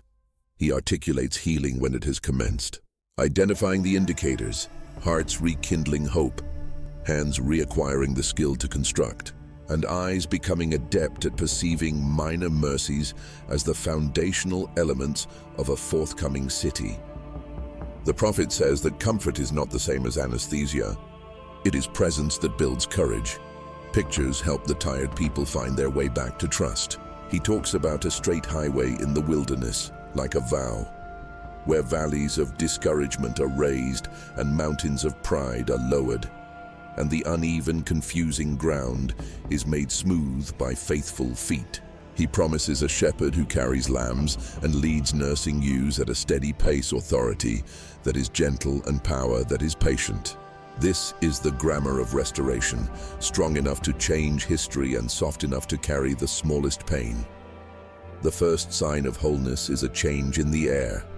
The way the community talks changes, less rehearsed regret and more honest sorrow. Less blaming and more blessing. fewer boasts and more thankfulness for food and sleep. Isaiah pays attention to these tonal shifts because they are signs of structural ones. Rebuilt walls need rebuilt words, and public justice needs imaginations that have been healed. He says that repentance is the key to peace, not because God needs to be appeased, but because confessing takes away the lies that make violence seem okay. The theological meaning of comfort is made clear. Comfort is God's solidarity with the hurt, God's refusal to let loss tell the last chapter, and God's promise that the future will not be built on denial, but on changed memory. The prophet says that divine comfort is not a way to avoid consequences. It is the hand that guides a people through them and changes them from who they were when the ruin started. Dignity comes back in that friendship. Shame lets go. The self is not a museum of failures anymore. It is a workshop of mercies. He talks about healing, wholeness, and new growth in pictures. Gardens start to grow in deserts. Places that are empty learn how to dance in the rain. People with dry mouths can taste songs. Creative fidelity even opens up the dead ends of policy and habit where injustice seemed unavoidable. Isaiah lists these changes not as slogans, but as notes from a God who knows how to heal wounds without ignoring their source. Grace doesn't erase the past. It plants it again. Return is promised, first as a whisper, then as a plan, and finally as a procession. But Isaiah is careful. Return doesn't just mean going back. It is moving forward with a pure desire. The exile's hard-won knowledge will help build a better city. The people learn about the Sabbath again, but this time not as a break from work, but as a way to keep from getting tired. They learn to be generous as a rule and to be friendly as a way of life. They make courts where telling the truth is a habit, not a show.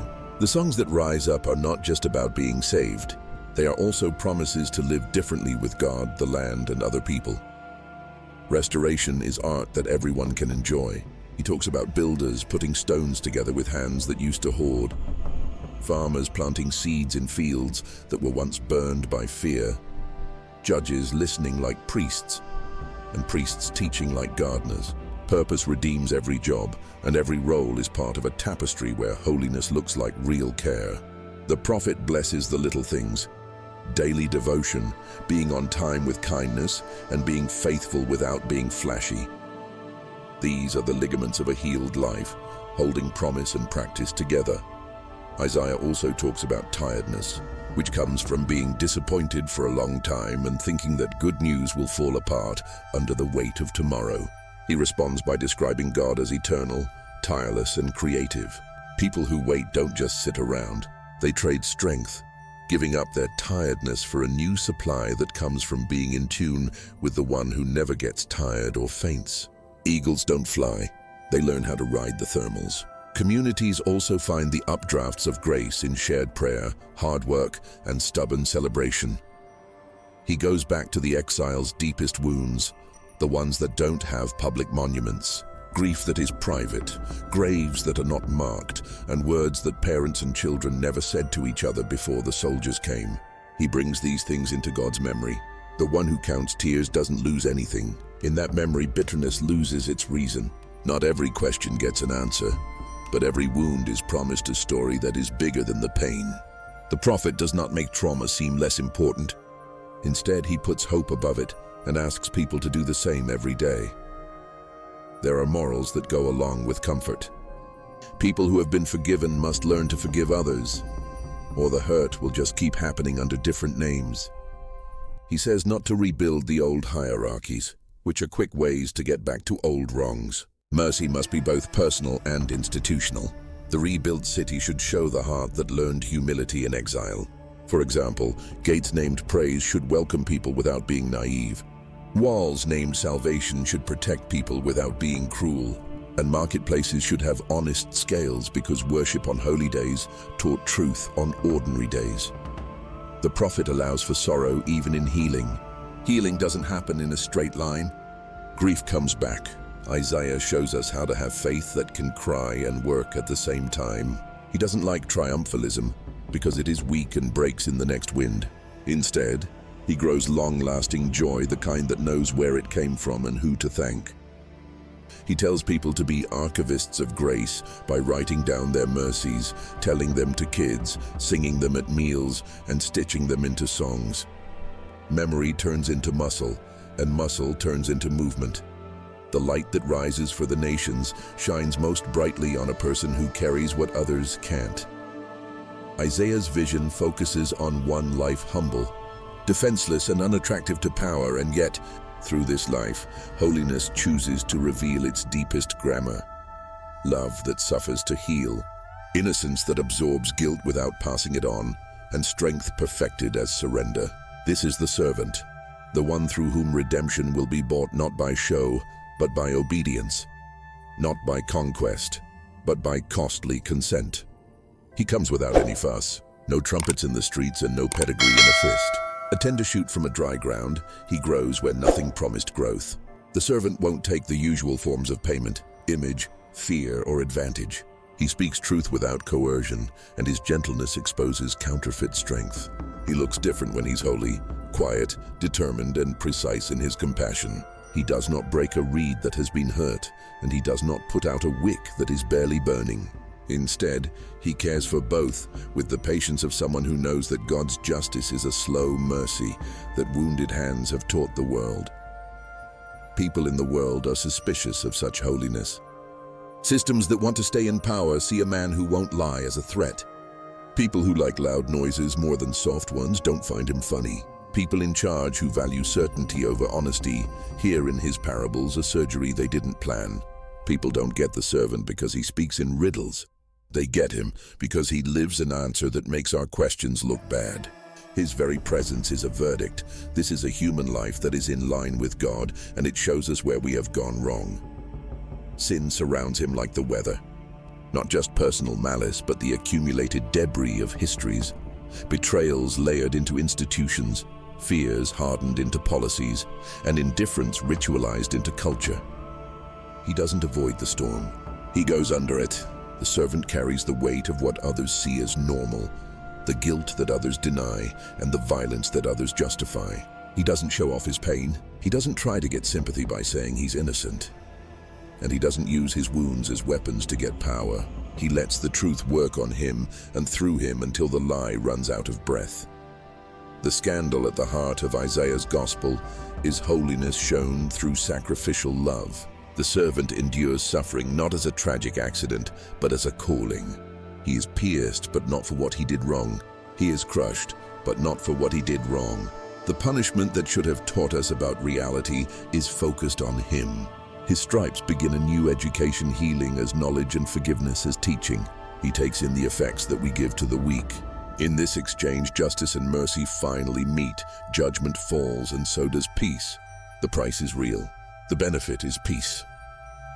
What is atonement if not the miracle that holiness won't choose between truth and kindness? Pain does not bribe God. It shows God. He doesn't convince the Father to be kind. He shows the Father kindness in a human body. Sin is not overlooked. It is identified, assessed, and borne. Isaiah's poetry suggests that the cross is not a way for God to calm down, but a way for God to show us who he really is. The Holy One will go to the end of our ruins to bring us home without lying about what ruined us. The servant does not romanticize pain. It is revered, imbued with significance without being idolized, rendered redemptive without being justified as essential for its own sake. He suffers as the innocent, and his suffering reveals the structure of a world that makes fun of innocence as naivete. He suffers as the obedient, and his suffering becomes the seed of a world where obedience is not servility, but the freedom to love with accuracy. He suffers as the beloved, so his suffering never turns into bitterness. Instead, it turns into an open door that the guilty can walk through without feeling proud or hopeless. This brokenness is the way to peace. Not around it, through it. Isaiah will not let us think of shalom as a peace that comes from being tired. Shalom is the healing of relationships, the retuning of speech, and the return of rest. It happened because someone paid the price that separation required. The servant pays for what we couldn't figure out and wouldn't give. Forgiveness is not a feeling. It is a transaction made by love, paid for with holiness and compassion.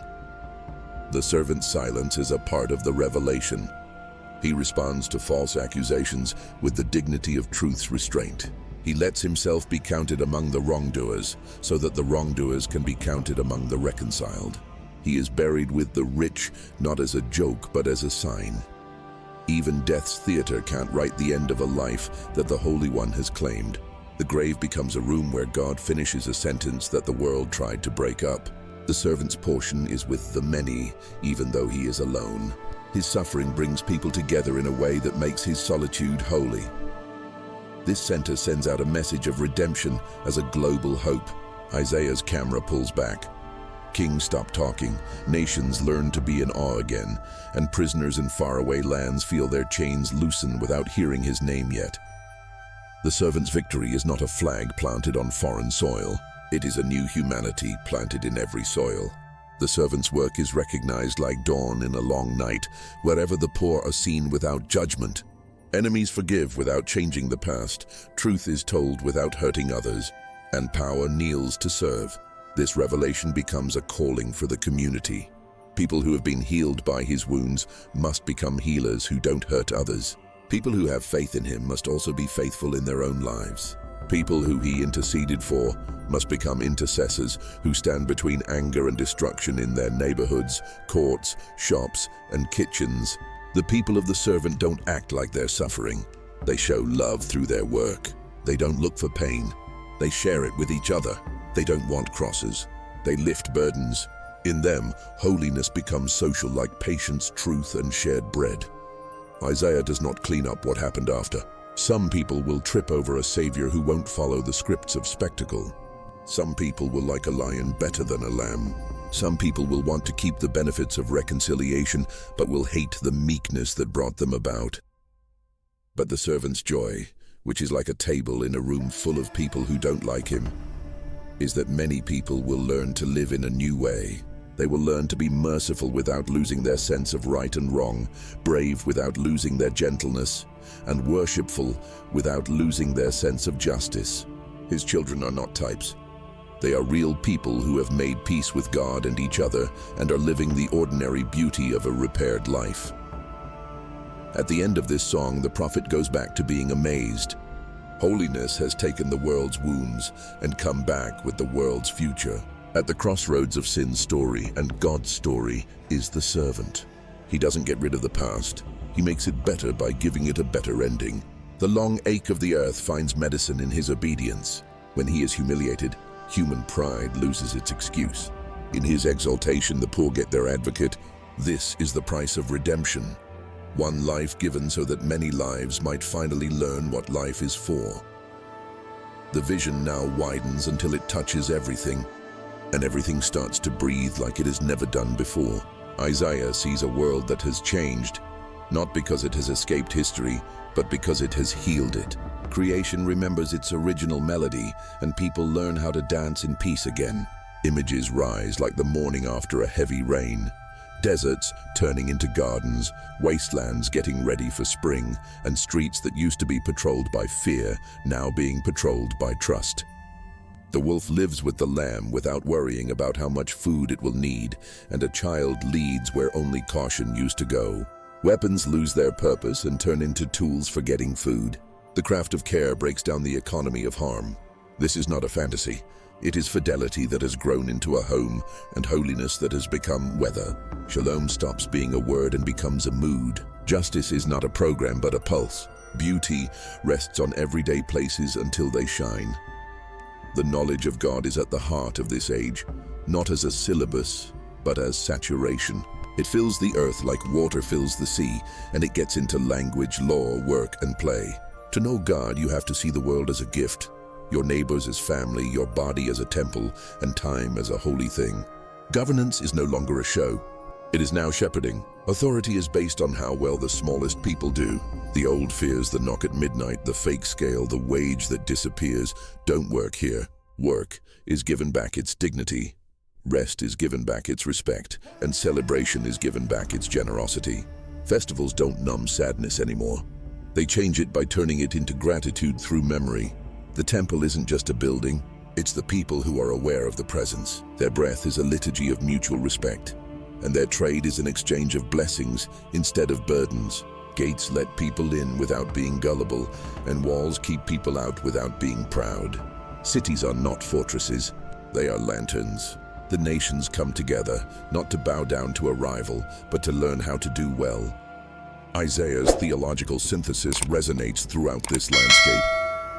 Peace is not the lack of enemies, it is the reconciliation of goods that have been separated. Justice is the public face of love. Beauty is truth that can be felt, and truth is beauty that can be understood. Mercy keeps time so that zeal never overtakes gentleness, and order never stifles joy. Power changes from control to custody. Kings become gardeners of trust. Courts become schools of empathy, and schools become places where people learn wisdom. The poor are not an afterthought. They are the proof that holiness governs in the way to make sure that policies work. Pride loses its words, but humility learns how to speak well. The strong kneel not to make themselves smaller, but to help those who have been sitting on the ground for too long. Memory, which was once full of exile and betrayal, is now full of hope and keeps the stories of rescue so that future children will have courage instead of cynicism. Deserts blooming are not just plants. They are the ecology of desire that has been saved. They used to burn with hunger, but now they water. There is no regret at the end of the feast because nothing was taken that wasn't also given. Sarcasm, hoarding, and gossip are old weapons that are no longer useful. Art loses its desire to shock and gets back its ability to bless. Science bows down to awe and stands up to help. Technology learns to be careful, which earns trust. Borders separate without hating. Pilgrims travel not to escape hunger, but to share knowledge.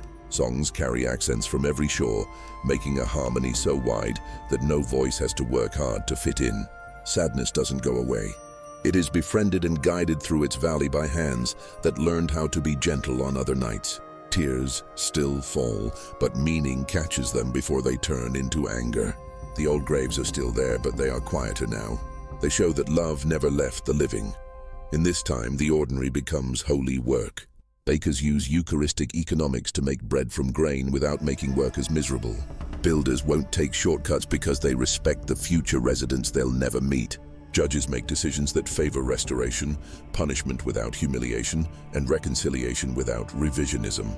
Doctors treat sickness and its causes, and they don't want to make money off of pain that could be avoided. Priests show the city how to pray with their hands. Instead of panicking, parents teach their children how to behave at home. Kids become prophets of play, reminding the healed that happiness is a sign of health. Elders bless thresholds not as relics of the past, but as gardeners of continuity. Every job is a psalm, and every task is a prayer that has been answered. The Sabbath lasts all week, and work takes in grace and gives thanks. Wealth finds its true purpose, to move around. Wisdom feeds imagination, and imagination keeps wisdom from becoming cynical. Isaiah's future is God's promise that has come true, a promise kept on a large scale. The Holy One does not take creation away from itself and put it in a state of bliss. Instead, the Holy One lives in it until even shadows become light. Wolves don't go away. They just stop being hungry. Lambs don't shake. They learn to trust by living in the real world. Mountains still rise, seas still roar, and stars still preach, but fear no longer misinterprets what they say. The remnant's math is now everyone's. Small acts of love multiplied by steadfast love create abundance that no empire could ever create. The name of the holy city, Peace, is appropriate because every street is paved with a sense of belonging.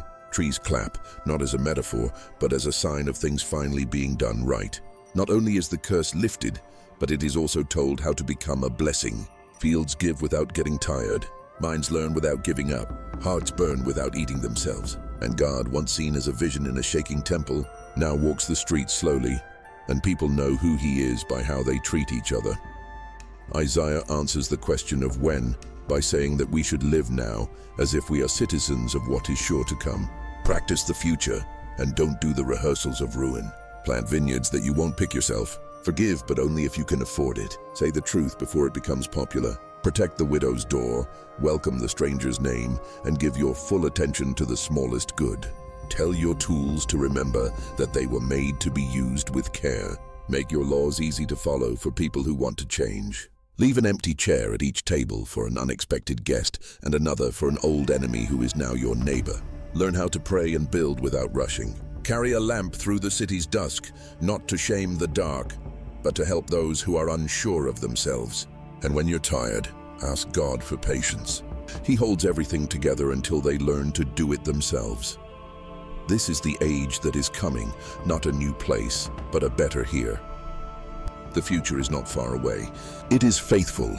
There are a lot of names, faces, bread, and laughter in the promise. Lift up your head. The dawn you practice will arrive. There are seasons when faith must learn to breathe underwater, when language itself feels heavy and prayer begins with a long exhale. Isaiah leads into such a season not as a tour guide to despair, but as a cantor of truth, teaching lament as a grammar sturdy enough to carry love through darkness. Honest prayers begin where pretending ends. Questions are not treason. They are trust refusing to go silent. Grief is not unbelief. It is love honoring what was lost. Longing is not a sign of weakness. It is faithfulness that has been stretched over time. In this struggle, the prophet won't give up or give in. He gives people words that don't numb pain or make it a god, words that open a door to the one who hears. Faith in times of darkness and doubt is not a weaker faith. It is stronger and fuller with memories and promises. It learns to stand when the results are unclear, to walk when the maps are smudged, and to wait without thinking that waiting means being abandoned. Isaiah doesn't give you techniques. He gives you a posture, face up, hands empty, and heart unwilling to trade the living God for anything that might be easier to deal with. He wants people to remember the times they were saved, the names they could trust, the bread that came like rain, and the water that learned how to flow through rocks. Memory turns into air in thin air. Every remembered act of kindness counters the finality of despair. Every deliverance that is witnessed strengthens the case for hope that goes beyond mood. In times of doubt, worship becomes a way to fight against nothingness and focus on the presence that lasts through storms. Isaiah praises the scarred miracle of renewing trust through lament. He doesn't say that pain will be brief. He says that pain won't be in charge. The practice is simple, not easy. Name the wound without embellishment. Reject lies that flatter fear. Articulate God's character into the pain until it creates sufficient space for gratitude to emerge. Lament brings love and truth together. It says that strong people don't cry, which is a lie. It says that the only way to prove that God cares is through quick relief. It teaches the mouth to bless even when it has salt on it. The heart learns rhythm again over time. Sobs turn into sighs, sighs into silence, and silence into song that doesn't erase sadness but wraps it in praise. Trust doesn't come back as confidence. It comes back as steadiness. To accept God's mystery and sovereignty means to accept that the world has a center, and that center is not the self. Isaiah takes apart little God's things that can't be trusted and diagrams that promise to give you control. He replaces them with awe, not confusion, but respect with content. The Holy One who counts stars without making mistakes, who bends history toward mercy, who disciplines without anger, and who waits longer than fear thinks is safe. Mystery isn't a fog that you can get lost in. It's the space where worship can stand tall. Sovereignty is not a doctrine for the comfortable. It is a refuge for the weary. Under it, sorrow can rest between requests, and requests can rise without fear. It's not a single leap from complaint to surrender. It's a series of bows. The prophet does not make complaints feel bad. He guides them. Complaint says, "This hurts and it shouldn't. Give me answers, then show me how to do it as yours." Surrender ties the truth of our situation to the bigger truth of God's goodness. There are small acts of obedience along the way, like not seeking revenge in speech, choosing patience when panic seems helpful, turning back to the Psalms when slogans don't work, and spending time with the poor so that pain becomes a lesson, not a prison. Surrender does not diminish a person. It creates space within to accommodate peace. It doesn't change the name of night today. It learns the stars by heart. Isaiah's people meet people on this road. Widows who praise with trembling voices. Workers who bless their tools after hard seasons. Elders who confess their fears before giving advice. And children whose laughter speaks eloquently against the tyranny of sorrow. Liturgy becomes community. One voice breaks up. Another carries the stanza. One memory fades and another gives the dates. One table is full and another one is empty. When we share our sadness, we feel less alone. In shared renewal, pride is no longer hidden. The city learns to tell the truth together. We are not well, but we will be. We are not alone, and we will not act like we are. We are not home yet, but we will walk like we know the way. The prophet keeps pointing people's eyes to signs, quiet, stubborn sacraments of continuity. The lamp that stays lit, the field that seeds after frost, the court that listens longer than it has to, the dawn that comes at its own pace, and the breath that leaves and comes back without us telling it to. He trains attention to catch mercies in motion, a neighbor's knock timed like an answer, a song remembered just when silence had begun to harden, a word from a child that breaks the spell of dread, a story from an elder that stitches present ache to ancient rescue. Gratitude doesn't make grief go away. It gives it something to hold on to. It opens a window in rooms that had only learned to count their losses. Isaiah warns against fake cures. There will always be people who sell denial as peace, anger as strength, and distraction as rest. He gives them names so that people can choose differently, to sit still long enough for sorrow to say its full sentence, to work hard without turning work into anesthesia, to listen to the poor as prophets, to let the calendar teach humility, feasts and fasts, labor and Sabbath, and shared mourning so that no one drowns alone. He says that prayers with strong bones should include have mercy, remember, teach, heal, send, and keep. He says to be quiet and let God be God in your mind again. Don't sulk, but give God space to be God again. Habits are what make renewal happen. First, tongues learn to be nice. Hands learn to be generous again without being told. Eyes learn to look softly at things that are wrong and sharply at things that are unfair. Feet take people to places of repair, like funerals, kitchens, clinics, courts, and classrooms. These places are all treated like altars where presence becomes offering. Minds become allergic to cynicism and open to wisdom. The weather in the soul changes little by little. Storms still come, but roofs stay up. The roots still remember when winter comes. And on clear nights, the old fear goes away enough that the stars are not threats but teachers. Isaiah does not give out medals at the end of this fight. He gives a blessing he learned in the furnace. Blessed are those who refuse to stop talking to God, even when the words are heavy. Blessed are those who mourn honestly, because they heal in a clean way. Those who wait without crossing their arms are blessed. Those who give up without losing their fire are blessed. Blessed are those who carry others to the threshold when their own knees shake. These are the people who will bring peace when the next mercy comes, and it will come, just like morning light coming through the window. The way home starts as a hum in the bones and then becomes a line on the map. Exile lets go not just when doors open, but also when hearts remember how to sing. Isaiah gets people moving by putting their memories into music. Pilgrimage is not running away. It is following orders. Every step is a response to a promise. Every mile is a line of poetry. Coming back from exile is both geography and worship. Feet learn the rhythm of trust again, and voices practice a future where joy and sorrow walk together like friends who know each other's stories. These are the songs of ascent, psalms that have the breath of travelers and the dust of pilgrims on their vowels.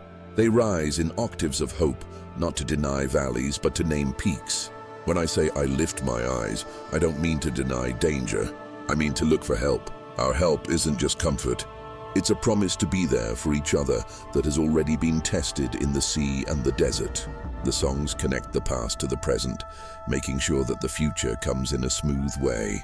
Worship becomes the rope that connects us when we're tired, made of memories and determination. Because praise has learned to bear weight, what people carry now is lighter. Along with physical journeys home, there are also spiritual ones. As they pack, families practice saying blessings, giving each child a name that reminds them of their dignity before they arrive. Elders teach road prayers, which are short, portable confessions that fit in the mouth when fear tries to take over. Workers share food and other supplies, which is a way of living that will last longer than the caravan. Peace be within your walls turns into a promise to build walls that are good for peace. Before policy is written, for my brothers and companions' sake, becomes policy. By singing neighbor into the lyric, The people create the civic architecture that they will later build in stone and law. Rituals go along with the rise. Intentional lacing on shoes, shawls wrapped like vows, and staffs marked with past rescues. Children learn how to count mercy by using landmarks. People who walk through fields in silence get gestures of hope, like hands reaching out as if to bless soil they don't own. At rest stops, people tell stories. The night a stranger gave them bread. The afternoon, a rumor of rescue made them stiff. And the dawn, the sky looked like courage. Ritual lets you carry memories with you. Memory keeps identity strong. Identity transforms the journey into a shared experience rather than a mere simultaneity. Sacred memory is not an emotion. It is a framework. Isaiah doesn't like nostalgia, which is a soft focus that leaves out repentance. He says that memory should include the truth, like how pride emptied houses, how injustice made the poor look like shadows, and how leaders mistook applause for power. Gratitude and confession go hand in hand, so the city that is being built will not rebuild the city that is already there. If the Lord had not been on our side, is both a compliment and a warning. Those who trust in the Lord is both a command and a comfort. Memory turns lessons into tracks so that the train of zeal doesn't go off the rails when it comes to familiar bends. Before the first stone is set, work on rebuilding community peace begins. The songs teach us how to restore things. Peace is not a feeling that comes and goes. It is a structure we keep up. Justice is not an extra. It is a load-bearing part of the system. Mercy is not something you do in an emergency. It's something you plan for every day. The people who are coming back don't want to bring back the old normal. They want to build a new faithfulness. Courts will need more than just precedent to be patient. Markets will need more than just cleverness. They will need honesty. Homes will need hospitality that can last long enough to welcome both those who doubted and those who gave up. The songs stop this work from becoming too sentimental or too proud. Sacred memory is what keeps this civic creativity going. The Pilgrim Choir does not think of itself as the author of the future. Instead, it sees itself as a steward. The songs say the name that freed slaves and steadied kings, the name that showed idols and healed exiles. In that name, the return is not a parade of winners, but a procession of the saved. Pride and shame cannot last through such a rhythm. The people walk at the pace of the weakest person because they remember how the strong one walked with them when they couldn't keep up. The weakest set the pace, and the songs make sure that everyone remembers that this is wisdom, not a bother. Discipline is part of the rise. Old enemies push for space and old fears whisper their weather predictions. Isaiah gives the caravan songs to sing along with. When competition hisses at lack, the choir responds with plenty shared. When fear says someone will betray you, the choir says they will take care of each other. When hurry tries to get away from being vulnerable, the choir slows down to the speed of trust. The songs are both a shield and a knife. They protect against being cynical and cut away being presumptuous. The chorus takes over the leading voices, and the solos are for the whole group. Authority is tested by its ability to harmonize, not just project. At the edges of home, the mood swings between being relieved and determined. The city's shape looks like a memory coming to life. Tears don't drown speech. They add flavor to it. The songs don't stop. They get deeper. Blessings are spoken over doorways that haven't been fixed yet. Like seeds, prayers are put into cracks. Those who sow in tears becomes a rule for building. A promise to put grief into something honest so that joy's harvest will be clean and not forced. People kiss doorposts with lips that have been taught to bless enemies. When strangers knock, these doors will remember that touch. Celebrating God's faithfulness doesn't stop work. It makes it happen. Dancers use their feet to draw the plans for the streets. Drummers practice the rhythm of business that won't hurt the poor. Singers work on the scale of thanks that will make courts more humble. Feasts are planned with extra care for tables that were mostly empty. A welcome liturgy is written. Widows are at ease, orphans are within reach, and foreigners are named before they need help. Praise must become policy because of the songs. For the sake of the house of the Lord our God translates into budgets that protect the vulnerable and calendars that honor rest. Past, present, and future hold intention without tearing because the songs keep time. Verses remember, choruses hope, bridges confess, finales bless. Children add lines about fresh mercies. Elders preserve stanzas about old rescues. Leaders learn to sing last so they can hear first. When disputes arise, the choir returns to themes. Truth without cruelty, mercy without muddle, justice without theater, peace without denial. The ascent does not end at the gate. It becomes the city's sustained note, holding resonance through markets and kitchens, schools and courts, alleyways and gardens. At night, when the returned lie on floors that still smell of dust, the songs soften into lullabies. He neither slumbers nor sleeps nestles under ribs. Unless the Lord builds, stands guard against anxious toil. Those who fear the Lord whispers that reverence is architecture you can sleep beneath. Dawn finds the same songs standing at thresholds like sentinels. The day's first transactions, first verdicts, first greetings borrow their key from them. When sorrow revisits as sorrow does, the choir does not scatter. It circles, holds and sings until breath steadies and hands find tools again. Pilgrimage is not over when home returns. It continues as a way of life. Ascent as habit of heart, song as civic muscle, worship as neighborcraft. Isaiah leaves the people with a benediction that is also an assignment. Keep the city climbable. Build stairs for the stumbling, handrails for the weary, landings for the afraid. Let every policy hum with kindness. Let every street remember the tempo of mercy. Let every doorway expect redemption. And when your voices tire, borrow the ancient tune, the one that carried you here. Sing it softly if you must. When you can, sing it loud, but sing so that the future will know where home is. Night carefully covers the city, and a figure on the wall keeps its promise to the horizon. The work of the watchman is not a show. It is loyalty turned into attention. Isaiah teaches this way of standing as a way to discipline people who are living between promise and fulfillment. Waiting is not doing nothing. It's doing something at the right time. The wall is the edge of the world and the edge of the heart, and both need to be protected. The watchman listens for footsteps that no one else will hear until they get there. He also looks for light that others will call an illusion until it stains the stones. In the watcher's ledger, signs, warnings, and moments of hope come together like stars in a constellation. Not every star is a miracle. Some are just weather. Wisdom learns how to tell the difference. The prophet tells people to check the air without superstition, read history without fear, and compare rumors to God's character. False dawns make people impatient. Real dawns respect order. A wind changes and brings the smell of rain. Take note of it, but don't say it's going to flood. A rumor of rescue spreads through the alleys. Write it down, but keep it next to the memory of the covenant. The watchman's cry is not fear turned up. It is discernment given voice so the city can sleep soundly. Waiting and keeping faith alive is like trimming a lamp for long periods of time so that the flame doesn't go out or get too much. The watchman often says short prayers that go along with his breathing. Keep us, teach us, steady us, show us. He says mercy out loud so that walls don't learn to speak only fear. He calls out the names of the poor every so often, as if to remind the night what is most important at dawn. He hums bits of temple songs not to make a show, but to keep his heart open to happiness. When his mind wants to run ahead to tomorrow, he reads the Bible while he walks in place. When he feels lonely, he remembers that there are other walls in other cities that hold watchmen. The communion of the faithful is an invisible structure that connects outposts into fellowship. As a spiritual practice, being watchful teaches the senses to respect small things. A single candle in a window next door is proof that someone else still wants to shine.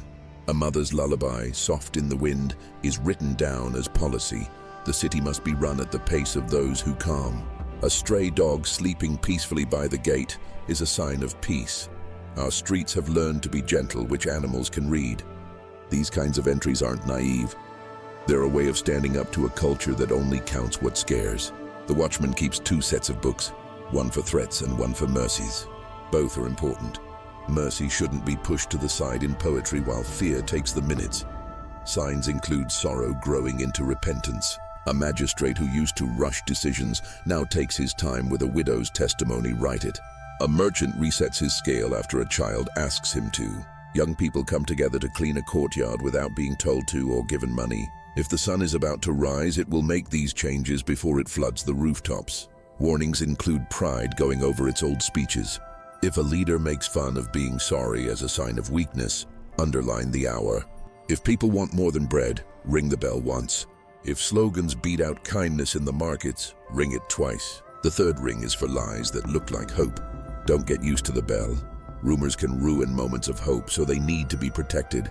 When a caravan brings grain, guard the distribution more closely than the gate.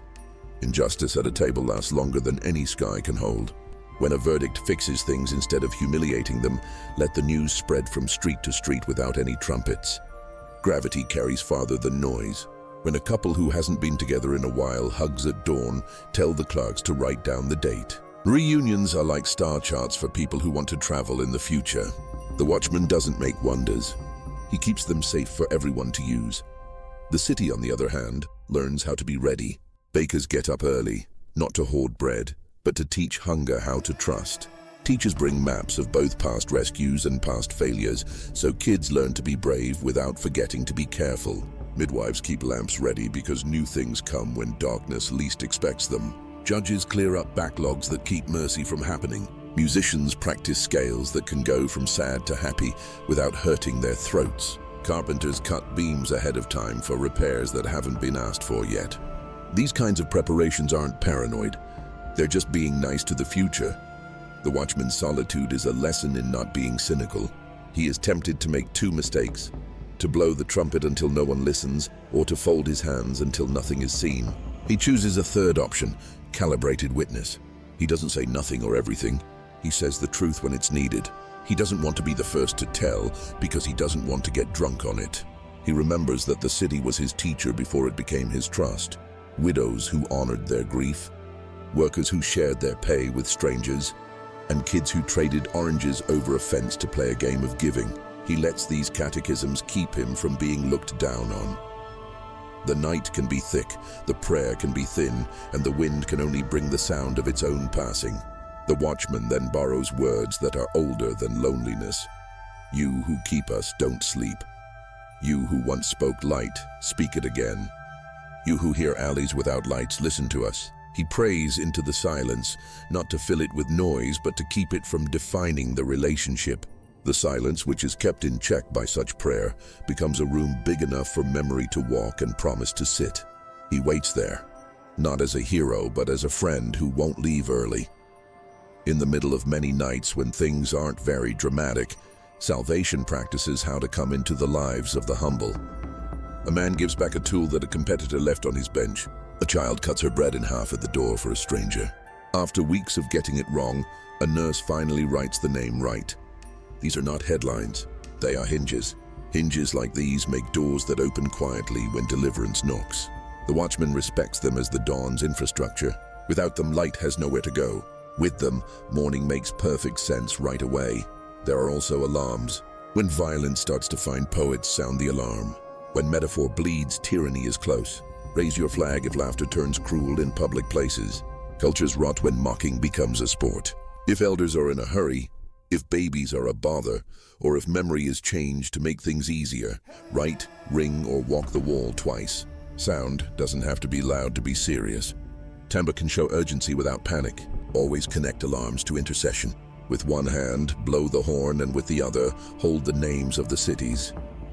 When the seam of night finally lifts, it almost disappoints the impatient with how humble it is. No trumpets, no dancing clouds, just a bright light fighting with a shadow until the shadow gives in. The watchman doesn't yell victory. Instead, he opens the gate to let the ordinary people take the stage. Bakers bring trays. Sweepers look for corners. Judges take files apart. Moms open windows. Musicians switch keys. The city doesn't stand up to applaud the wall. It stands up to practice the day. The watchman puts away his horn, steps down, and brings water to a neighbor whose light stayed on late. The cry has done its job. Now kindness must keep time. Waiting for salvation becomes a way of life, not just a moment. During the day, other people take the wall. Mercy archivists, truth artisans, and kids whose eyes catch light before doctrines do. The watchman sleeps with a blessing on his lips. Thank you for coming, and thank you for coming again. Teach us to expect you without scripting you, to prepare for you without presuming on you, to welcome you without weaponizing your arrival. And when night comes back, light the lamp, take a deep breath, and start over. Look, listen, and write down both threats and kindnesses until the city's habits sing of a God whose mornings never fail. The vision leads to a table that looks like it has no edge. Isaiah sees a feast set up not just for one nation, but for many. There are languages woven together in laughter, histories sitting together without a hierarchy, and enemies living next door to each other with room to breathe. The white linens have a bright color that doesn't hurt your eyes.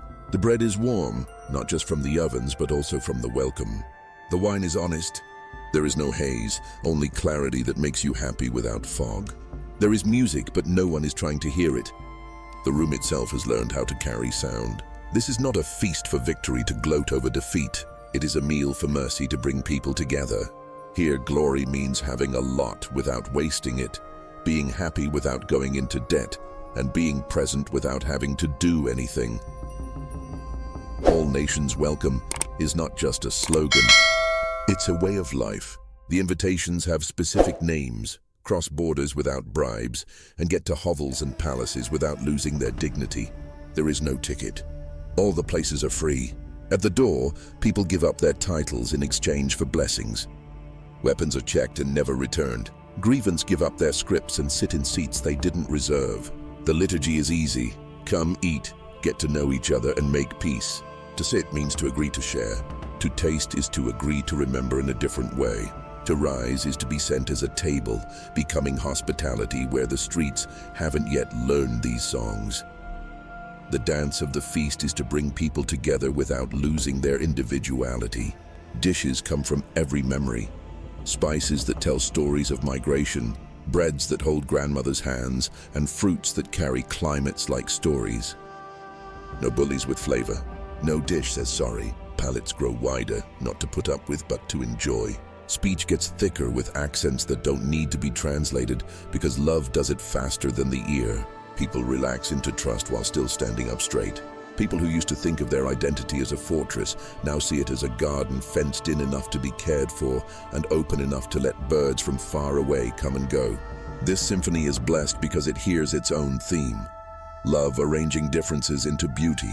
The feast's signature is the joyful embodiment of peace. Peace isn't just a theory here. It's a texture. It's the fold of a napkin, the hand of a child on a pitcher that's too big, or the terrible stories that elders tell that end in laughter because the wounds have been cleaned.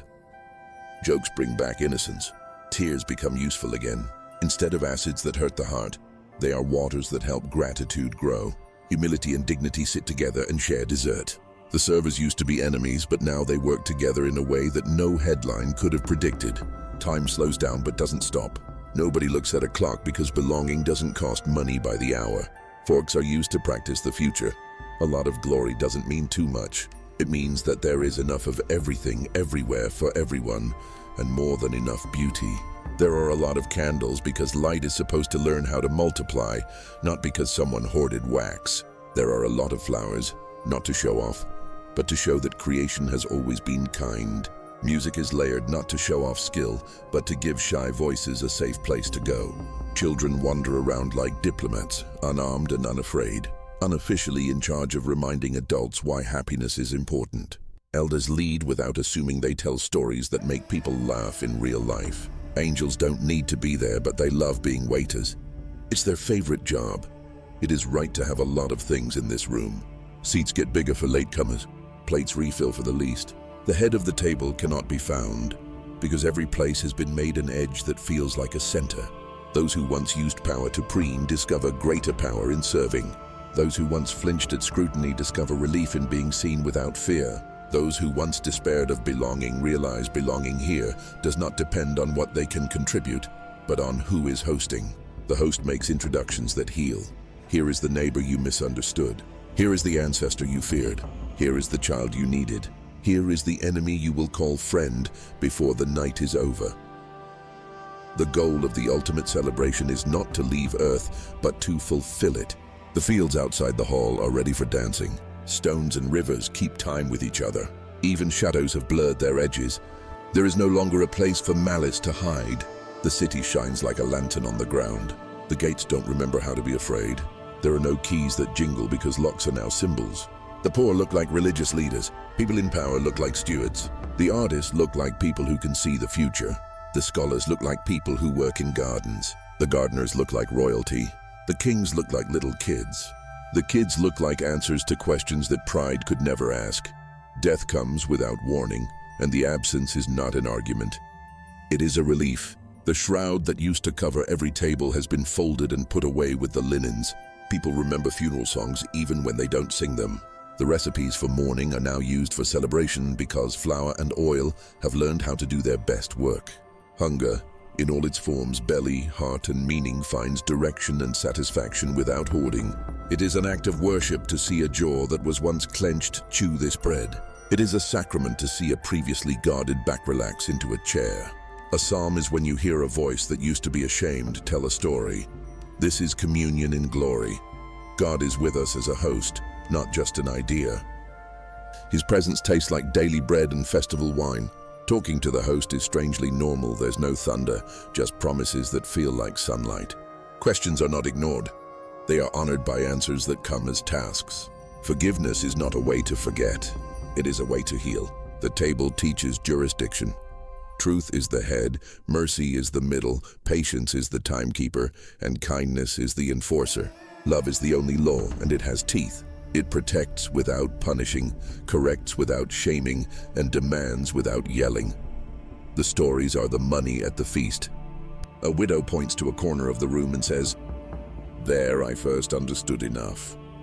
A soldier nods at an empty cup and says, "There I laid down an old oath for a better one."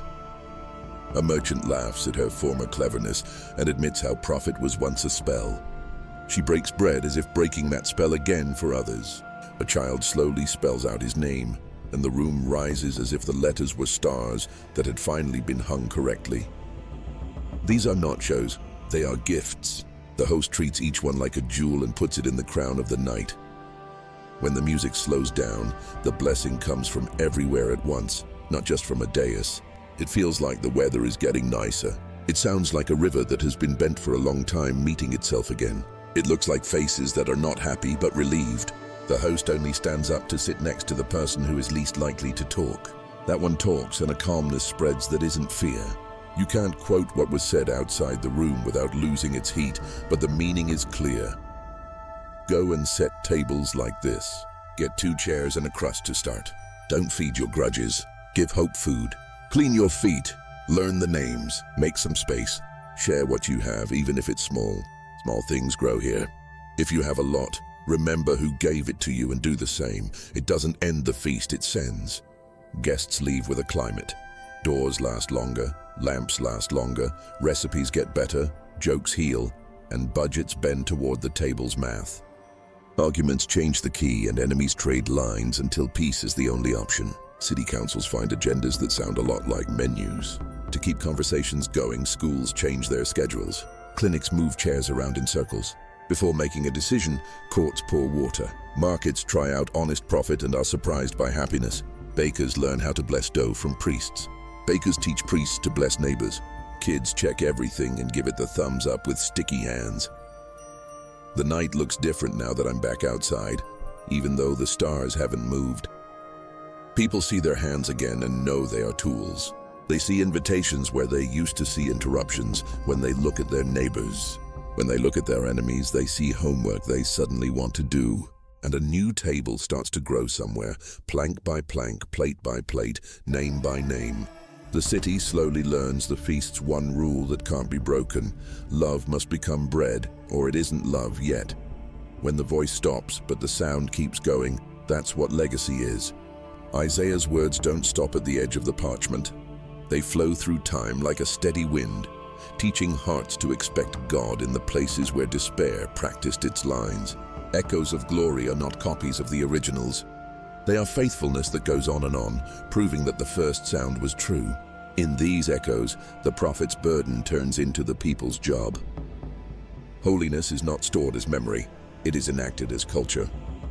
Isaiah's words have meaning beyond their own time, because he never thought small, his view was always God-sized. He saw how local problems were connected to cosmic goals. Personal repentance was linked to public justice. Worship was linked to wages, and prayer was linked to policy. This integration is repeated by the echo. Every generation, people speak in dialects that their neighbors can understand and say what he said. Don't call evil good, don't call bitterness sweet, and don't trust your future to fear. Hands went to work in each generation to make his hope come true. Scales were made fair, gates were made kind, and tables were made longer. The echo isn't a memory, it's a lesson with a heartbeat. Lasting spiritual change starts with small acts of obedience that don't end. Isaiah taught the people who were left behind to count seeds when the fields were ashes. He taught watchmen to write down mercy next to threat. He taught sorrow to be with praise until they were both grown up. These habits stick around like buildings. They change traffic even when no one knows who made the plan. A city that has been changed by his words learns not to panic in the winter, not to gloat in the spring, not to forget the poor during the harvest, and not to resent the slow pace of real repair. The town's accent is holiness, and the weather is peace. Peace and holiness ground his afterlife in the minds of people around the world. Peace because he chose to make peace with truth instead of making peace with evil. Holiness because he wouldn't accept piety without justice or power without mercy. When leaders quote him honestly, policy gets better. When teachers teach him with humility, classrooms become places where people can learn to be brave. When parents borrow his psalms for their kids' night prayers, fear has fewer places to hide. The echo works at the level of breath, in and out, steadying until the pulse of a neighborhood learns a gentler rhythm. Reception in later generations shows that a living word travels better than a trendy one. Reformers, mystics, poets, lawyers, and midwives all use Isaiah's verbs. They anoint, declare, comfort, fix, free, and rebuild. They argue with hopelessness using his metaphors. Gardens in deserts, light in long hallways, highways through wasteland, and feasts that disarm. Some people wear uniforms and keep their hands clean by holding other people's feet steady. Some people wear aprons and keep their faith in their hospitality. Some people wear cassocks and tell people to confess what is stopping the river from flowing clean. Each one changes the echo's timbre without changing its pitch. There are, of course, mistakes. Some people hire Isaiah because they are angry and don't care about doing the right thing, while others hire him because they are sad and don't have a spine. Some use his judgments as weapons and won't let him cry. Some people take his comfort while ignoring his calls for them to change their minds. But the text will live on even if it is misused, because the Spirit keeps teaching ears. When the echo is distorted, communities remember the original song by following what the prophet said. Weigh speech by the widow's relief, measure worship by the laborer's rest, and judge glory by the orphan's smile. When actions match, sound straightens out. Isaiah's legacy calls for faithfulness that lasts, not just brilliance now and then. He valued patience more than showiness. He believed the math of the remnant more than the crowd's optics. He thought roots came before rain. The saints learned to start small and stay for a long time in his echo. They pick habits that don't change, like weekly tables, daily prayers, yearly letting go of grudges, and 10-year projects that don't allow shortcuts. They take turns walking watchtowers, talk about coal heat, and bow without losing height. He knew that faithfulness is what beauty looks like over time. The vision that keeps changing won't let either cynicism or naivety in. Cynicism says that nothing ever changes, while naivete says that change won't cost anything. Isaiah's echo says that change will be slow, expensive, and certain. He bases certainty on divine character, not on human will. The zeal of the Lord is not noise. It is the steady pressure of love that brings a world to term. The echo tells planners to talk to prophets and prophets to love builders. It reminds artists to tell the truth in a beautiful way and accountants to put kindness on their lists. It reminds people who are grieving that tears water seeds and rulers that knees bend best before making decisions. His legacy is a way to teach hope. Entry-level classes teach how to be brave enough to confess and how to cry. Intermediate seminars teach how to be compassionate and powerful and how to serve others. Forgiveness that doesn't lie and justice that doesn't humiliate are both needed for advanced practice. The most important thing is to be welcoming enough to let former enemies help out. They don't get capes, They get towels. They don't get microphones. They get neighbors. Their job placement is wherever tables can be set up and doors can be watched. You can hear echoes of glory in architecture and calendars, as well as in sermons. Architecture, courtyards designed for listening, doors that open both ways, and windows that are low enough for kids to see the street safely. Calendar, Sabbaths are strictly observed, fasts that loosen bonds more than belts, and feasts with empty chairs waiting for the late to be welcomed instead of scolded. In these kinds of designs, Isaiah's voice becomes a brick and an hour, a habit and a hush. Cities start to feel lighter without becoming weak and stronger without becoming mean. Crises put legacies to the test. When famine leans against a doorframe, does the echo teach bread to grow by sharing? When disease is around, does the echo teach bodies to live next to each other without fear? When lies praise themselves as pragmatism, does the echo teach tongues to bless with accuracy? Does the echo teach bravery to speak while washing feet when power yawns at holiness? Isaiah's words form people who say yes, which is what they mean. Echoes don't win arguments. They shape character that lasts longer than the arguments. In homes, his legacy lives on in everyday tasks, honest labeling of jars, prompt return of tools, meals shared instead of hoarded, apologies made before bed, and blessings spoken without shame. In schools, it looks like curiosity that is protected from sarcasm. In clinics, as kindness that doesn't rush past respect. In courts, as listening that doesn't get bored with the poor. In markets, as happiness that doesn't come from making money off of pain. In churches, worship and love for one's neighbor are so tightly woven together that the knot can't be faked. What is left is an invitation written by Isaiah and sent by people who learned his rhythm. Lift up your eyes, be honest. Give yourself some space, enjoy the feast. Protect the small, build and sing at the same time. Pray while you make laws. Repent without putting on a show. Be smart about forgiving. Wait like a guard, watchful, kind and clear. Be like a gardener, patient, hopeful, and not afraid of getting dirty. Speak like a seraph, holy, whole, and not burned by the fire you carry. And when you can't breathe, borrow the prophet, comfort, comfort, get ready. This is your God. The echo goes back to the beginning of the vision, when glory filled the temple and the world steadied. But now the temple can walk into kitchens, councils, alleys, schools, fields, and festivals. Isaiah's legacy isn't a statue. It's a movement that is quiet like bread rising, strong like truth spoken softly, and bright like peace practiced every day. The voice is quiet, the noise goes on, and in the music that keeps playing, the world hears itself called again to be what it was made to be. A people full of justice, mercy, faith, and joy. We have traveled from shaking doorways to singing streets, from coal on our lips to bread in many hands. What started as awe in front of holiness has turned into a way of life in which justice becomes beauty and peace becomes structure. Isaiah's vision does not make us witnesses to a miracle. It makes us responsible for one. The glory that was once seen in a temple now walks through alleys and councils as courage, patience, and truth told softly. This is what holiness looks like. God is close enough to steady our breath and strong enough to steady our world. Be honest about how you feel. There is still awe, the kind that makes a room quiet without killing hope. The challenge is still there, but it needs habits, not headlines. And change is still happening, the kind that can be seen in neighbors who get along, scales that are fair, tables that are shared, and songs that can bring tears and praise. The prophet has turned grief into a school, judgment into surgery, and mercy into a rule. The world will get better when regular people learn this rhythm and refuse to give it up for show. The invitation is both simple and difficult. Receive peace as a gift. Practice peace as a craft and defend peace as a law. Start where you are. Speak the truth without being mean. Leave a chair open for the latecomers. Before the strong come, protect the weak. Let worship weave itself into wages and courts into love. Count success by whether the weakest people can sleep.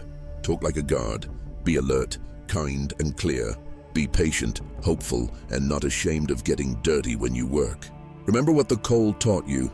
Admitting your mistakes is the first step to being brave. Personal consent comes before communal impact. Families become little places of peace where love lasts longer than anger. Markets learn how to enjoy making honest money. Schools learn how to make peacemakers. Clinics learn to use both data and dignity to judge health. City gates let people in without being naive, and city walls keep people safe without being proud. Festivals help kids remember things so they can be brave. And through it all, a leftover math problem multiplies enough to feed nations. Little given, much shared, and nothing wasted. Isaiah's vision is waiting at every door. Comfort, comfort. Get ready. This is your God. Raise your head. The light is close. Get the tools you need to fix things. Put the table together. Add a plumb line to your speech. Build while you sing. And when the night gets longer, borrow the old song until morning learns your street. Holiness is getting close. Peace is near. Come in and make it a home for many.